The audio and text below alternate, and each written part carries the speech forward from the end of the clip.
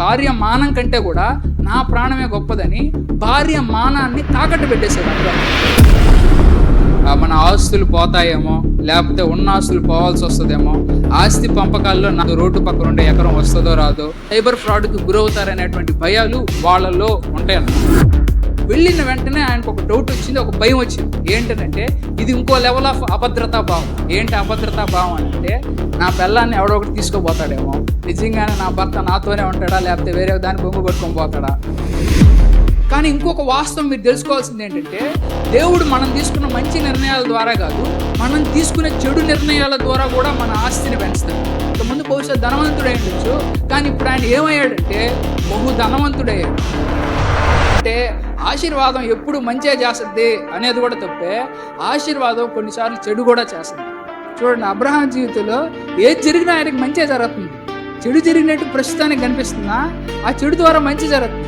మంచి జరిగింది అనుకున్నప్పుడు దాని ద్వారా మళ్ళీ ఏదో చెడు జరుగుతుంది, మళ్ళీ ఆ చెడు కూడా మళ్ళీ మంచిగా మారిపోతుంది. కారణం ఏంటంటే, అబ్రహాంకి లోతుకి అయిందా గొడవ, లేకపోతే అబ్రహాం పశువుల కాపర్లకి లోతు పశువుల కాపర్లకి అయిందా?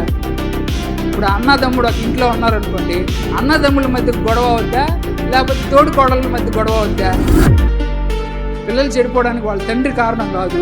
ఏది కారణం అంటే వాళ్ళు పెరిగిన వాతావరణం కారణం.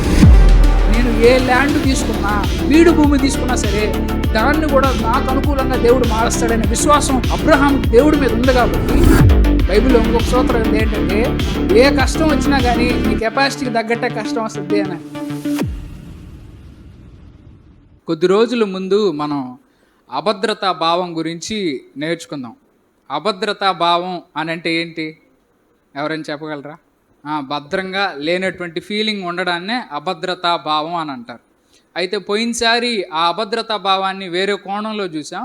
ఈరోజు మనం అభద్రతా భావాన్ని మన డబ్బుల విషయాల్లో అభద్రతా భావం గురించి ఆలోచిస్తాం. మన ఆస్తుల గురించి అభద్రతా భావం గురించి, ఏ విధంగా అయితే మన ఆస్తులు పోతాయేమో, లేకపోతే ఉన్న ఆస్తులు పోవాల్సి వస్తుందేమో, ఆస్తి పంపకాల్లో నాకు ఆ మంచి భూమి వస్తుందో రాదో, రోడ్డు పక్కన ఉండే ఎకరం వస్తుందో రాదో, ఒకవేళ ఈ విధంగా నాకున్నటువంటి డబ్బులు ఎవడన్నా కొట్టేస్తాడేమో నా బ్యాంకులో ఉన్నాయి అని, ఇలా చాలా రకాలైనటువంటి భయాలు మనిషి హృదయంలో ఉంటాయి.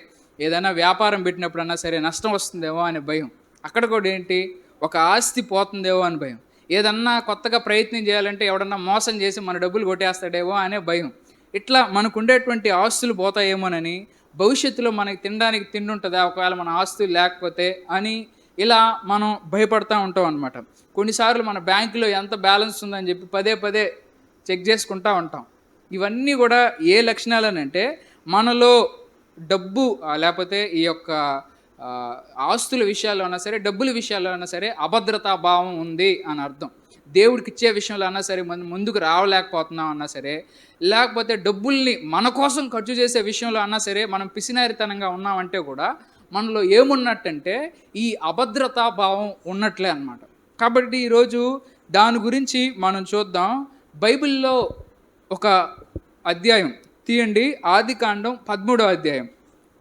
ఈరోజు ఆ అధ్యాయంలో నుంచి ఒక వ్యక్తి యొక్క విశ్వాసాన్ని బట్టి మనం ఈరోజు ఈ ఇష్యూస్ అన్నిటిని కూడా డీల్ చేయబోతా ఉన్నాం. దాంట్లో కానీ మీరు కానీ చూసినట్లయితే ఆ కథ అంతా కూడా అబ్రహాం అనేటువంటి వ్యక్తి ఉంటాడు. ఆయన్ని అక్కడ ఆ అధ్యాయంలో అబ్రాము అని అంటారు. అబ్రాము అన్న ఒకటే, అబ్రహాము అన్న ఒకటే. పొరపాటు నేను అబ్రహాము అన్నాను అనుకోండి, ఆయన ఏదో వేరే వ్యక్తి అనుకోబాకండి, ఇద్దరు ఒకటే. అయితే మనం ఈయన కథ, అబ్రహాము యొక్క కథ ఎప్పుడు మొదలవద్దంటే ముందు అధ్యాయంలో మొదలవద్ది. అంటే మనం 13వ అధ్యాయంలో ఉన్నాం. ఆయన ఏ అధ్యాయంలో ఆయన కథ మొదలవుతుందంటే 12వ అధ్యాయంలో మొదలవుతుంది. ఏ అధ్యాయంలో మొదలవుతుంది? 12వ అధ్యాయం మొదలైనప్పటి నుంచి కూడా ఆయనలో ఈ రకమైనటువంటి భయాలు ఉంటాయి. ఆయన ఆస్తుల గురించినటువంటి భయం అన్నా సరే, ఆయన డబ్బులు లేకపోతే ఎట్లా పోషించుకోవాలనేటువంటి భయం అన్నా సరే ఉంటుంది. ఈ అభద్రతా భావం ఎవరికి ఉంటుంది? ఒక పేదవాడికి అభద్రతా భావం ఉంటుందా? డబ్బులు లేనివాడికి డబ్బుల విషయంలో అభద్రతా భావం ఉంటుందా? అడుక్కునే వాడికి డబ్బుల విషయంలో అభద్రతా భావం ఉంటుందా? వాళ్ళందరికీ ఉండదు. ఎందుకంటే వాళ్ళ దగ్గర లేవు. ఆస్తులేం లేవు ఎవడు కొట్టేయడానికి, పోగొట్టుకోవడానికి. కాబట్టి వాళ్ళ దగ్గర ఈ రకమైన అభద్రతా భావం ఉండదు. ఎవరిలో ఈ అభద్రతా భావం ఉంటదంటే, ఎవరైతే ఆస్తులు, పొలాలు కొనుక్కుంటారో వాళ్ళకి భయం ఉంటది. ఒక రాజకీయ నాయకుడు కబ్జా చేస్తాడేమో, ఎవడో ఒకటి నుంచి ఏదో ఒకటి పెట్టి అది మాదని చెప్పి అడ్డగించుకుంటాడేమో అని ఈ రకమైనటువంటి భయాలన్నీ కూడా ఎవరిలో అయితే ఆస్తులు ఉంటాయో, ఎవరికైతే డబ్బులు ఎక్కువగా ఉంటాయో వాళ్ళు సైబర్ ఫ్రాడ్‌కి గురవుతారనేటువంటి భయాలు వాళ్ళలో ఉంటాయన్నమాట. అయితే ఈయన అబ్రహాము అనేటువంటి వ్యక్తి కూడా బాగా ధనవంతుడు. ఎవరాయన? బాగా ధనవంతుడనమాట. ఆయన బాగా మంచి ధనవంతుడు. అంటే దేవుడు ఆయన్ని పిలుచుకోక ముందే ఆయన ఒక మంచి డబ్బున్నటువంటి పొజిషన్‌లో ఉన్నాడనమాట. చాలా మంచి కంఫర్ట్. ఆయన ఒక సొంత ఊరిలో ఉండేవాళ్ళు. అక్కడే వాళ్ళ అక్కడే వాళ్ళ అన్న ఉండేవాడు. అక్కడే వాళ్ళ తమ్ముడు ఉండేవాళ్ళు. వాళ్ళ నాన్న ఉండేవాడు. వాళ్ళ బంధువులందరూ కూడా ఆ ఊరిలో ఉండేవాళ్ళు. మంచిగా డబ్బులు సంపాదించుకొని మంచి గొప్ప వ్యక్తి. అయితే ఉన్నట్టుండి దేవుడు ఒకసారి ఆయన్ని పిలిచాడు. ఎక్కడికి పిలిచాడు? తెలీదు. అక్కడ ఆ ఊరు నుంచి నీకు గాని నేనంటే ఇష్టం ఉంటే ఆ ఊరు నుంచి వచ్చేసేయి. నీకు గాని నా మీద నమ్మకం ఉంటే ఆ ఊరు నుంచి వచ్చేసేయి, బయటకొచ్చేసేయి అని అన్నాడు. ఇప్పుడు ఆ ఊరిలో ఆయన ఎప్పుడైతే దేవుడు వచ్చేయమనన్నాడో వెంటనే ఆయన గూగుల్ మ్యాప్స్‌లో లొకేషన్ పెట్టుదేవా నేనొస్తాను అని చెప్పి అడగలేదు. ఎందుకు అడగలేదు? ఆ టైంలో గూగుల్ మ్యాప్స్ లేదు కాబట్టి. ఇంకోటేందంటే అసలు ఆయన ఎక్కడికి పోవాలో కూడా తెలీదనమాట. దేవుడు చెప్పలేదు ఎక్కడికి పోవాలని. కాబట్టి ఇప్పుడు అబ్రహాం అనే వ్యక్తి బయలుదేరాలి. బయలుదేరే ముందు ఆయనకొక సవాలుంది. ఇక్కడేమో అంతా బాగుంది. తినడానికి తిండుంది. ఒకవేళ ఎవడన్నా కొట్టినా గానీ నాకు తిరిగి మా సైడ్ నుంచి కొట్టడానికి నలుగురు మనుషులు మా సైడ్ ఉన్నారు. నలుగురు బంధువులున్నారు. ఆపద వచ్చినా గానీ, అనారోగ్యం వచ్చినా గానీ చుట్టుపక్కల బంధువులున్నారు. అందరూ కూడా చూపిస్తారు. ఆయన వయసు 75 సంవత్సరాలు. వృద్ధాప్యంలో వచ్చేసరికి యవ్వన వయసులో ఒకరు వండ కావాలని ఎవరు అనుకోరు, కానీ వృద్ధాప్యం వచ్చే కొద్దీ నలుగురు మనుషులు నాతోనే ఉండాలా, నలుగురు నాకు సహాయంగా ఉండాలని ఏ వ్యక్తి అయినా సరే అనుకుంటాడు. ఈయన కూడా ఆ విధంగా అనుకునేటువంటి సమయంలో ఉన్నట్టుండి సొంత ఊరిని వదిలిపెట్టేసి వచ్చేయమన్నాడు. ఆ కాలంలో ఆస్తులు ఏంటంటే, వాళ్ళకున్న ఆస్తులు ఏంటంటే ఎక్కువగా మేకలన్నా సరే, గొర్రెలన్నా సరే అవి వాళ్ళ ఆస్తులు. ఎప్పుడన్నా సరే నేను ఒకప్పట్లో కోళ్ళు పెంచేవాడిని. అప్పుడు కోళ్ళు పెంచేటప్పుడు నాకు ఒకటి ఆలోచన ఉంది. ఏ కోడినన్నా సరే ఎక్కడి నుంచన్నా మంచి కోడి అని చెప్పి కొనుక్కొని ఇక్కడికి వచ్చామనుకోండి, ఆ కోడి కొద్ది రోజుల్లో చచ్చిపోతే చచ్చిపోవచ్చు. ఎందుకని? వాతావరణం కానీ సరిగ్గా సెట్ అవ్వకపోతే ఆ కోడికి చుట్టుపక్కల ఉండే వాతావరణం అన్నా సరే, మేత అన్నా సరే, లేకపోతే ఇంకేదన్నా సరే నీరన్నా సరే, ఏదన్నా సరే సరిగ్గా సెట్ అవ్వకపోతే, లేకపోతే అట్మాస్ఫియర్ చేంజ్ వల్ల మెంటల్గా కూడా కోడికి ఒక ప్రెజర్ వస్తుంది అనమాట. దానివల్ల కూడా కోళ్ళు చచ్చిపోతాయి లేదా కోళ్ళకి తెగులు వస్తాయి. ఇప్పుడు ఈయనకుండే ఆస్తి అంతా ఏంటంటే డబ్బులు కాదు, గాంధీ తాత నోట్లు కాదు. ఆయనకుండే ఆస్తి అంతా ఏంటంటే ముఖ్యంగా ఈ మేకలన్నా సరే, గొర్రెలన్నా సరే, ఇవన్నీ కూడా ఒక చోట నుంచి ఇంకొక చోటకి తీసుకెళ్దాం అనుకోండి, వెళ్ళే చోట ఆ మేకలకి గొర్రెలకి ఆహారం ఉంటుందా? ఆయన సరే ఏదో విధంగా అక్కడ ఎవరో ఒకరిని అడుక్కొనన్నా దీన్ని బతకదాంలే దేవుడి కోసం అని అనుకో ఉండొచ్చు. అంటే దేవుడు అంత స్థితి రానిలేండి. కానీ ధైర్యం చేసి ఆయన ఒక్కడే పోవాలనుకుంటే ఆయనతో పాటు ఇన్ని గొర్రెలు ఉన్నారు ఆయన దగ్గర. ఒకసారి అంటే ఆ సమయంలో ఆయన దగ్గర ఎంతమంది పనోళ్ళు ఉన్నారో తెలియదు, కానీ ఒకసారి చెప్తాడు బైబిల్లో ఆయన దగ్గర 318 మంది వాళ్ళ ఇంట్లో పుట్టిన పనోళ్ళు ఉన్నారంట. అంటే వాళ్ళ ఇంట్లో ఎంతమంది పనోళ్ళు ఉన్నారో చెప్పలేదు. వాళ్ళ ఇంట్లో పుట్టిన పనోళ్ళ మందే ఎంతమంటే 318 మంది. ఒక వ్యక్తి ఎన్ని గొర్రెలు గాయగలడు? 100 గొర్రెలు అన్నా వేసుకోండి, 50 గొర్రెలు, ఎక్కువ 1000 గొర్రెలు ఒక్కడే చేయలేడు. కాబట్టి అంతమంది పనోళ్ళు అనమాట. అంతమంది పనోళ్ళు ఎందుకు అవసరం అంటే ఆయనకున్న ఆస్తులు అంత గొప్పవి. అవన్నీ డీల్ చేయాలా, అవన్నీ ఒకటి హ్యాండిల్ చేయాలంటే ఒక్కడే హ్యాండిల్ చేయలేడు. అంతమంది పనోళ్ళు పెట్టుకున్నాడు అనమాట. అయితే ఈ వెళ్ళిన తర్వాత ఈ మేక పాలు ఎడన్నా తాగి బతకొచ్చు, వెళ్ళిన కాడ ఆ మేక మాంసం తినన్నా బతకొచ్చు. కానీ ఆ వెళ్ళేటువంటి ఆ జంతువులకే ఆహారం దొరకలేదనుకోండి, గడ్డి దొరకలేదనుకోండి, అప్పుడు ఆ జంతువులు బతకవు. మనం ఏదో అవి ఉండాలి అని పోషించుకుందాం అనే ధైర్యంతో వెళ్ళినప్పుడు మనం బతకడానికి కూడా ఛాన్స్ పోద్ది. అవునా కదా? వెళ్ళిన వాతావరణం వేరే లొకేషన్ అనుకోండి, అవి ఆ జంతువులకి సెట్ అవ్వకపోతే అది ఒక వైరస్ వచ్చినా కానీ మొత్తం గుడ్లో ఉన్నటువంటి వాటన్నిటికీ స్ప్రెడ్ అయిపోతే తొందరగా చనిపోతాయి. అట్లా ఆయనకు ఉండేటువంటి ఏ రకమైన యానిమల్స్, ఏ రకమైన జంతువులు ఆయన దగ్గర ఉన్నా కానీ అది ఒక ప్రాబ్లం ఆయన ఫేస్ చేసి ఉండొచ్చు. అంత మాత్రమే కదా, ఆయన దగ్గర ఏమున్నాయంటే బంగారం ఉంది, సిల్వర్ ఉంది, 2 వెండి కూడా ఉన్నాయి. బంగారం ఉంది, సిల్వర్ కూడా ఆయన దగ్గర ఉంది. వీటిల్ని కూడా ఆయన వేసుకొని వస్తా ఉన్నాడు. ఈయనతో పాటు అంతమంది పనోళ్ళు ఉన్నారు. పనోళ్ళకు కూడా ఆహారం పెట్టాలా వద్దా? ఒక్కడేనంటే ఎట్టోకట్ట బతికిపోవచ్చు, ఏడో ఒకటి ఉద్యోగం చేసుకొని. కానీ ఆయనతో పాటు ఇంతమంది పనోళ్ళు వస్తున్నారంటే పనోళ్ళకి కూడా ఆహారం దొరకద్దా? దొరకదా? ఆలోచన ఉంటుందా? ఉండదా? వాళ్ళ భార్య నమ్ముకొని వస్తుంది. ఎందుకయ్యా ఈ వయసులో మనకెందుకు ఈ రిస్కులంతా అవసరమా అని వాళ్ళ భార్య అనుండొచ్చు. కానీ ఏదో మీద తన భర్త ఎక్కడుంటే అక్కడ ఉండాలి కాబట్టి భార్య వస్తుంది. వెళ్ళేటప్పుడు వాళ్ళ వాళ్ళ చిన్నాయన కొడుకు అనుకుంటాను. చిన్నాయన, పెదనాయన అనే పదాలు బైబిల్‌లో ఉండవు.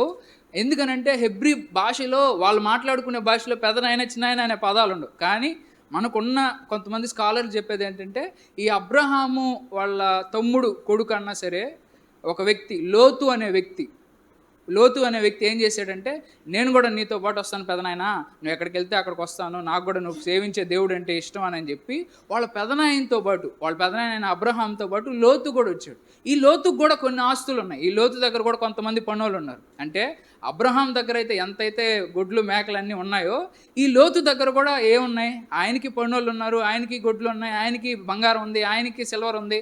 వీటిలన్నిటిని ఇంతమంది వెళ్ళాలన్నమాట. వెళ్ళే చోట్లో ఆహారం దొరకదా? వెళ్ళే చోట్లో వాళ్ళ పశువులకి గడ్డి దొరకదా? వెళ్ళే చోట్లో వాళ్ళు తాగడానికి నీళ్లు దొరకవా? తినడానికి సరే గొర్రెలు, బర్రెలు ఏవటి ఉన్నాయనుకోండి, తాగడానికి నీళ్లు కావాలా వద్దా? ఆ గొర్రెలు బ్రతకాలన్నా సరే వాటికైనా మేత కావాలా వద్దా? ఇవన్నీ దేవుడి మీద నమ్మకంతో ఆయన ముందుకెళ్తా ఉన్నాడు. ఇప్పుడు ఆయన ఆస్తులన్నీ పణంగా పెట్టాడా లేదా? అభద్రతా భావం పోవాలంటే మొట్టమొదటి ఒక్క లక్షణం ఏంటంటే, మనం విశ్వాసం ఉండాలి. ఏముండాలి? విశ్వాసం అనేది మనలో రావడం కోసమే ఈ వాక్యాలన్నీ కూడా. వినుట వల్ల ఏమొస్తుందంట? కాబట్టి మనలో విశ్వాసం లేదు కాబట్టి ఇన్ని వాక్యాలు ఎందుకు వింటా ఉన్నాం అంటే, ఇలా వింటూ ఉంటూ అలా అయినా సరే మనలో విశ్వాసం పొరగద్దేమో అనేది. చాలా సమస్యలకు మన జీవితంలో ఒకే ఒక్క సింపుల్ పరిష్కారం ఏంటంటే, విశ్వాసం అనే ట్యాబ్లెట్ ఒక్కటే మనకు కావాల్సింది. అయితే అది అంత సులభంగా మనకు రావడం లేదన్నమాట. కాబట్టే మనం దాన్ని ఇంత కష్టపడి చేయాల్సిన పరిస్థితి వస్తుంది. కాబట్టి మొట్టమొదటిది ఆయన ఆస్తులన్నీ కూడా రిస్కులో పెట్టుకొని తిరిగి ఆయన ప్రాణాలను కూడా పణంగా పెట్టి ఒక చోటకి, దేవుడు ఏ చోటకైతే చూపిమన్నాడో ఆ చోటకి ఆయన వెళ్తా ఉన్నాడు. ఆ చోటు ఎలా ఉంటుందో ఆయనకి తెలియదు. అంటే ఇప్పుడు ఆయన అభద్రతా భావం గుండా వెళ్తున్నాడా లేదా? కానీ అభద్రతా భావం ఆయన వెనక్కి లాగేసిందా, ముందుకు నడిపించిందా? చాలాసార్లు ఆస్తులు పోతాయేమో, డబ్బులు పోతాయేమోనని దేవుడు ఏదైతే చెప్పాడో దాన్ని మనం చేయడానికి ముందుకి అడుగు వేయమన్నమాట, అంటే విశ్వాసంతో. కానీ అబ్రహాము ఆయన ఆస్తులు పోతాయనేది దానికంటే కూడా ప్రాణం ఏదో ఒక రోజు పోతాయి, గొడ్లు ఏదో ఒక రోజు పోతాయి, దేవుడు లేకపోతే ఎన్ని ఆస్తులు ఉన్నా వృధా అని ఆయన గుర్తించాడు. కాబట్టి ఈ ఆస్తులన్నీ పోయినా పర్వాలేదు, మనం దేవుడిని సంపాదించుకుంటాం అనే ఒక్క ఉద్దేశంతో ఆయన మొత్తం సొంత ఊరిని, సొంత బలగాన్ని, అండా దండ వీటిలన్నింటినీ కూడా వదిలేసేసి దేవుడే ముఖ్యం అని చెప్పి ఆ దేవుడి కోసమే వెళ్తా ఉన్నాడు. మొట్టకేళకి దేవుడు ఒక ప్రాంతం చూపించాడు. ఆ ప్రాంతంలో ఇక్కడ ఉండు ప్రస్తుతానికి అని అంటే, ఇంకా ఆడ ముందు ఏం చేశాడంటే, వెళ్ళి ఒక బాత్రూమ్ కట్టుకోలేదు, కిచెన్ కట్టుకోలేదు. ఆయన ఏం చేశాడంటే, ముందు దేవుడికి ఒక బలిపీఠాన్ని కట్టాడు. దేవుడికి బలిపీఠం కట్టాలని ఎవరు చెప్పారో ఏంటో తెలియదు ఆయనకి. దేవుడికంటూ ఒక రాళ్లతోనో ఆయన దేనితోనో దేవుడికంటూ ఒక పెట్టి ఆ సమయంలో అక్కడ ఆ ప్రదేశంలో దేవుడిని ఆరాధించడానికి ఆ విధంగా ఆయన ముందు ఆ స్థలాన్ని కట్టి దేవుడికి ఒక ప్రార్థన చేసేసేసి అట్లా తర్వాత మిగిలిన తన పనులన్నీ కూడా చేసుకుంటూ ఉండేవాడు. అయితే ఉన్నట్టుండి ఏం జరిగిందంటే, ఆయన ఏ ప్రాంతంలో ఉన్నాడో ఆ ప్రాంతంలో కరువు వచ్చింది. ఏమొచ్చింది? కరువు వస్తే ఇబ్బందే కదా? దేనికైతే ఆయన భయపడుతున్నాడో అదే కరువు ఇప్పుడు వాళ్ళ ఇంట్లో వచ్చింది. ఇప్పుడు ఏం చేయాలి ఆయన? ఏ డబ్బులు లేని పరిస్థితులు అయితే వస్తాయని ఆయన భయపడుతున్నాడో ఆ డబ్బులు లేని పరిస్థితులే వాళ్ళ ఇంట్లోకి వచ్చాయి. ఈ విధంగానే ఆయన గొర్రెలకి, మేకల కన్నా సరే మొత్తం నీళ్ళు లేకున్నటువంటి పరిస్థితి, కరువు పరిస్థితిలోకి వచ్చేసింది. ఇప్పుడు వానికి ఉన్నటువంటి ఆస్తుల పరిస్థితి ఏంది? అప్పుడు ఆయన ఏం చేశాడనంటే, ఉన్న ప్రాంతంలో కరువు వచ్చిందని చెప్పి దగ్గరలో ఉండేటువంటి ఈజిప్టు అనే దేశానికి వెళ్ళాడు. ఈజిప్టు అని అంటే ఆ కాలంలో అమెరికా లాంటిది అన్నమాట. ఏ కాలంలో? అమెరికా లాంటిది ఆ కాలంలో. ఏ విధంగా అయితే అమెరికా ఎంత బాగా డెవలప్ అని మనం అంటామో, ఆ కాలంలో ఈజిప్ట్ అనేది అంత బాగా మంచి నీళ్ళు ఉంటాయి. అక్కడ బాగా నైలు నది ఉంటుంది, అంత పెద్ద నది ఉంటుంది. నది ఉన్నప్పుడు ఆటోమేటిక్గా పంటలు పండుతాయి. పంటలు ఉన్నాక గొర్రెలకి, మేకలకి తిండి కూడా వస్తుంది. ఆ తిండిలు బేస్ చేసుకొని వ్యాపారాలు జరుగుతాయి, అన్నీ కూడా బాగా జరుగుతాయి అన్నమాట. కాబట్టి ఈయన ఈ కరువు వచ్చిందని చెప్పి కరువు ఉన్న ప్రాంతంలో నుంచి ఈజిప్టు అనేటువంటి ప్రాంతంలోనికి ఆయన వచ్చాడు. అయితే ఎప్పుడైనా మన జీవితంలో కరువు వస్తే మనం ఏం చేయాలి? కరువు వస్తే ఏం చేయాలి చెప్పండి? కరువు వస్తే ఈజిప్ట్‌కి వెళ్ళాలా? దేవుడు ఈ ప్రాంతంలో ఉండమన్నాడు. కానీ ఆయన ఏ ప్రాంతంలోకి వెళ్ళాడంటే ఈజిప్ట్ అనే ప్రాంతంలోకి వెళ్ళాడు. ఎందుకు వెళ్ళాడు అంటే ఉన్న ఈ ప్రాంతంలో కరువు వచ్చిందండి. చాలాసార్లు బైబిల్‌లో చాలామంది కూడా ఉన్న వాళ్ళ ప్రాంతంలో, ఎందుకంటే ఈ భూమి అంతా కూడా ఈ కానాను, ఇశ్రాయేల్ అని మనం చదువుకునే భూమి అంతా వర్షాల మీద ఆధారపడే భూమి అన్నమాట. వర్షాలు పడకపోతే గడ్డి కూడా మొలవదు. ఆడ కొండలు ఉంటాయి, లోయలు ఉంటాయి. ఈజిప్ట్ అనుకోండి బాగా చదునుగా ఉంటుంది, రోడ్లన్నీ చదునుగా ఉంటాయి. కాబట్టి లారీలు తిరుగుతాయి, ట్రాక్టర్లు తిరుగుతాయి, ఆటోలు తిరుగుతాయి. కానీ ఈ ఇజ్రాయెల్ దేశం అంతా ఎట్టుంటుందంటే కొండలు, లోయలు ఉంటాయి. కొండలు, లోయల్లో లారీలు గిరీలు తిరగలవా? ఆటోలు గిటోలు తిరగలేవు. అంత ట్రాన్స్పోర్టేషన్ లేకపోతే సరుకు ఒక చోట నుంచి ఒక చోటకి వెళ్ళదు. అంటే వ్యాపారం అంత బాగా జరగదు. ప్లస్ వాళ్ళకి నీళ్లు కూడా అంత పెద్ద నీళ్లు లేవు. కేవలం వాళ్ళకి యోర్దాన్ అనేటువంటి అదొక్కటే ఉంది. దాని మీద కొంత బేస్ చేసుకొని అక్కడ ఉండే వాళ్ళు బ్రతకతా ఉంటారు. కేవలం దేవుడికి ప్రార్థన చేసుకొని దేవుడి మీద బతకాలనేదే వాళ్ళకు ఉండేటువంటి ఉద్దేశం. ఇప్పుడు ఈ ప్రాంతంలో కరువు వచ్చిందని ఆయన ఏం చేశాడంటే ఈజిప్టు అనేటువంటి ప్రాంతానికి వెళ్ళాడు. ఒకవేళ ఆయన వెళ్ళినా కానీ ముందు ప్రార్థన చేసుకుని వెళ్ళుంటే మంచిదా కాదా? ప్రభా ఇక్కడ కరువు వస్తుంది, ఇప్పుడు నన్ను ఏం చేయమంటావు? ఏ దేవుడైతే పిలిచాడో ఆ పిలిచిన దేవుడికి ఆయన ప్రార్థన చేసి ఉండాల్సిందే. కానీ తర్వాత వీళ్ళ కొడుకు కూడా ఇట్లాగే తిరుగుతూ ఉంటాడు. అట్లాగే కరువు వస్తుంది. కరువు వచ్చినప్పుడు సేమ్ వాళ్ళ నాన్న కూడా ఈ విధంగా, మా నాన్న వాళ్ళు కూడా ఈ విధంగా ఈజిప్ట్కి వెళ్ళారు కదా అని ఆయన కూడా ఈజిప్ట్కి వెళ్దామని ట్రై చేస్తుంటాడు. మధ్యలో దేవుడు వచ్చి, ఇస్సాకు నువ్వు ఈజిప్ట్కి వెళ్ళలేదు, ఏడావు నేను పోషిస్తాలే, నేను ఉన్నాలే, నేను చూసుకున్నా, నీకు ఎందుకో తొందరపడతావు అని చెప్పి వాళ్ళ కొడుకుతో చెప్పాడు అనమాట. వాళ్ళ కొడుకుతో చెప్పాడు. తర్వాత దేవుడు ఎట్లా వాళ్ళని పోషించాడంటే ఆహారం నుంచి, ఆకాశం నుంచి వర్షం కురవకపోయినా కానీ ఈ ఇస్సాకు బావిలు తవ్వినప్పుడు బావిల్లో నీళ్లు పడ్డాయి. ఆ నీళ్ల ద్వారా ఆయన వాళ్ళ పశువులకన్నా సరే వాళ్ళన్నా సరే అట్లా ఆ కరువుని తట్టుకొని బ్రతకగలిగారు. అయితే కరువు వచ్చినప్పుడు ఈజిప్ట్కి వెళ్ళడం అనేది తప్పేం కాదు. వాళ్ళు ప్రార్థన చేసుకొని దేవుడి చిత్తానుసారంగా లేకపోతే దేవుడు అనుమతి తీసుకొని అన్నా సరే వాళ్ళు ఎల్లుంటే తప్పేం కాదు. కానీ వాళ్ళు వత్తానికి దేవుడు ఇక్కడ ఉండమనంటే సస్యశ్యామలంగా ఉంది, అక్కడ బాగా ఉంది, భారతదేశం బాగా సస్యశ్యామలం కదా, అట్లాగే ఈజిప్ట్ దేశం కూడా చాలా బాగుంది, చాలా పంటలు బాగా పండుతున్నాయని అక్కడికి వెళ్ళాడు. అయితే అక్కడ ఒక సమస్య ఉంది. ఏంటి ఆ సమస్య అంటే ఎక్కడైతే డబ్బులు బాగుంటాయో, ఎక్కడైతే వ్యాపారాలు బాగా జరుగుతాయో, ఎక్కడైతే డబ్బులు బాగా ఏరులై పారద్దో అక్కడ చెడుతనం కూడా బాగా ఎక్కువ ఉంటుంది. అవునా కదా? ఎక్కడైతే ఏ ఇంట్లో అయితే సుఖాలు ఎక్కువ ఉంటాయో ఆ ఇంట్లోనే చెడుతనం కూడా ఎక్కువ ఉంటుంది. ఏ దేశంలో ఎక్కువ సుఖం, ఎక్కువ డబ్బులు, ఎక్కువ డెవలప్మెంట్ ఉంటే ఆ దేశంలోనే ఎక్కువ చెడుతనం కూడా ఉంటుంది. ఈజిప్ట్ కూడా అట్టాటిదే. అక్కడ కూడా చాలామంది చెడ్డవాళ్ళు, మోసగాళ్ళు, దుష్టులు ఉన్నారు. వెళ్ళిన వెంటనే ఆయనకు ఒక డౌట్ వచ్చింది, ఒక భయం వచ్చింది. ఏంటనంటే ఇది ఇంకో లెవెల్ ఆఫ్ అభద్రతా భావం. ఏంటి అభద్రతా భావం అని అంటే నా పిల్లాన్ని ఎవడో ఒకటి తీసుకోపోతాడేమో. మనకు కూడా కొన్నిసార్లు భయం వేస్తుంది, నిజంగానే నా భర్త నాతోనే ఉంటాడా లేకపోతే వేరే దానికి కొంగు పట్టుకొని పోతాడా, లేకపోతే నిజంగానే నా భార్య నాతోనే ఉంటుందా లేకపోతే ఎవడో ఒకటి తగులుకుంటుందా, ఈ రకమైనటువంటి భయం ఉంటుంది. కానీ ఆ సమయంలో ఆయనకి ఏం జరిగిందంటే ఇదంతా ముందు అధ్యాయంలో సంగతి. ఈ విధంగా ఆయన వచ్చినప్పుడు ఆయనకు ఒక భయం వచ్చింది. ఏంటనంటే నా భార్య చాలా అందంగా ఉంది, నా భార్యని ఎలాగన్నా సరే దక్కించుకోవాలని చెప్పి నన్ను ఎవరన్నా చంపేస్తారేమో, నన్ను చంపేసేసి నా భార్యను తీసుకుపోతారేమో అని చెప్పి ఆయన ఏం చేశాడంటే నిన్ను ఎవరన్నా అడిగితే నువ్వు నా చెల్లెలు అని చెప్పు, నేను నీ భర్తని అని కాదు, ఎవరైనా అడిగితే నేను మీ అన్నయ్యని అని చెప్పు, అప్పుడు ఎవరికేం ఇబ్బంది ఉండదు అని చెప్పి చెప్తాడు. ఎందుకు అబద్ధం చెప్పాడు? అభద్రతా భావం వల్ల. అంటే ప్రాణం పోతుందేమో అనే భయం అన్నమాట. భయం కూడా అభద్రతా భావమే. ఈ విధంగానే ఏదైతే ఆయన భయపడుతున్నాడో దేవుడు ఎప్పుడన్నా సరే భయాన్ని చంపాలనుకునే టైపు. దేవుడు సమస్యని రప్పకుండా, దేవుడు అనుకుంటే సమస్యని రప్పకుండా చేయగలడు. అది పెద్ద విషయం కాదు. దేవుడికి ఏంటంటే మన గుండెల్లో భయాన్ని చంపాలనేది దేవుడు టార్గెట్. కాబట్టి అనుకున్నట్టుగానే ఆయన భార్యని రాజుగారే వచ్చి తీసుకెళ్తారు. ఎవరన్నా సాధారణ మగవాడు తీసుకెళ్తే వాడితో ఫైట్ చేయొచ్చు. రాజుగారే తీసుకెళ్తే ఫైట్ చేయగలవా? చేయగలవా? రెండు, ఆయన కొంత ఫూలిష్గా ప్రవర్తించాడనే చెప్పచ్చు. జనరల్గా ఏ మగాడన్నా సరే వాళ్ళ భార్యని ఎవడన్నా ఎత్తుకుపోతున్నాడు, ఎవరన్నా కన్నేసాడనంటే ఎంత కోపంతో ఎంత ఉగ్రంగా ఉంటాడో కదా. కానీ ఈయనేంటంటే ఆయన కొంచెం దేవుళ్ళో ఉన్నాడు, కొంచెం సౌమ్యుడు, ప్లస్ పెద్ద గొడవలు పెట్టుకునే టైపు కాదు. కాబట్టి ఇక తన భార్యను కూడా త్యాగం చేసేస్తాడు. ఎందుకని? తన ప్రాణం ముఖ్యమా లేదా భార్య మానం ముఖ్యమా అంటే ఆయన దేనికి ఓటేశాడంటే భార్య మానం కంటే కూడా నా ప్రాణమే గొప్పదని భార్య మానాన్ని తాకట్టు పెట్టేశాడు అబ్రహాం. కాబట్టి నువ్వు నా చెల్లివని చెప్పు అని ఆయన అన్నాడు. అది కూడా ఏంటి, దేవుడు కాపాడతాడనేటువంటి ఆ విశ్వాసం అదంతా కూడా ఇంకా డెవలప్ కాలేదు. ఎందుకని, ఇప్పుడే ఆ ఊరిని వదిలేసి వచ్చాడు, ఇప్పుడిప్పుడే విశ్వాసం అనేది నేర్చుకుంటా ఉన్నాడు. అయితే దేవుడు ఆయనకు విశ్వాస పాఠాలు నేర్పించాలనుకుంటా ఉన్నాడు. కాబట్టి ఆయన అనుకున్నట్టుగానే ఆయన ఏదైతే అనుకుంటున్నాడో అదే జరిగింది. రాజుగారు వచ్చి ఆయన భార్యని తీసుకెళ్ళాడు. ఇప్పుడు మధ్యలో సీన్లోకి ఎవరు ఎంటర్ అయ్యారంటే దేవుడు ఎంటర్ అయ్యాడు. ఎవరు ఎంటర్ అయ్యారు? దేవుడు ఎంటర్ అయ్యి ఏం చేశాడంటే రాజుగారి ఇంట్లో వ్యాధులు రప్పించాడు. ఏం రప్పించాడు? ఎందుకు రప్పించాడు అని ఎంక్వైరీ చేసుకుంటే, ఇద్దో పలానా ఆయన భార్యను నువ్వు తెచ్చుకున్నావు కాబట్టి ఆ భార్య నీ దగ్గర ఉండడం ఇష్టం లేదు, ఆ అబ్రహాం భార్య ఆయనకి ఇచ్చేయాలి అనేది కూడా ఆయనకు అర్థమైపోయింది.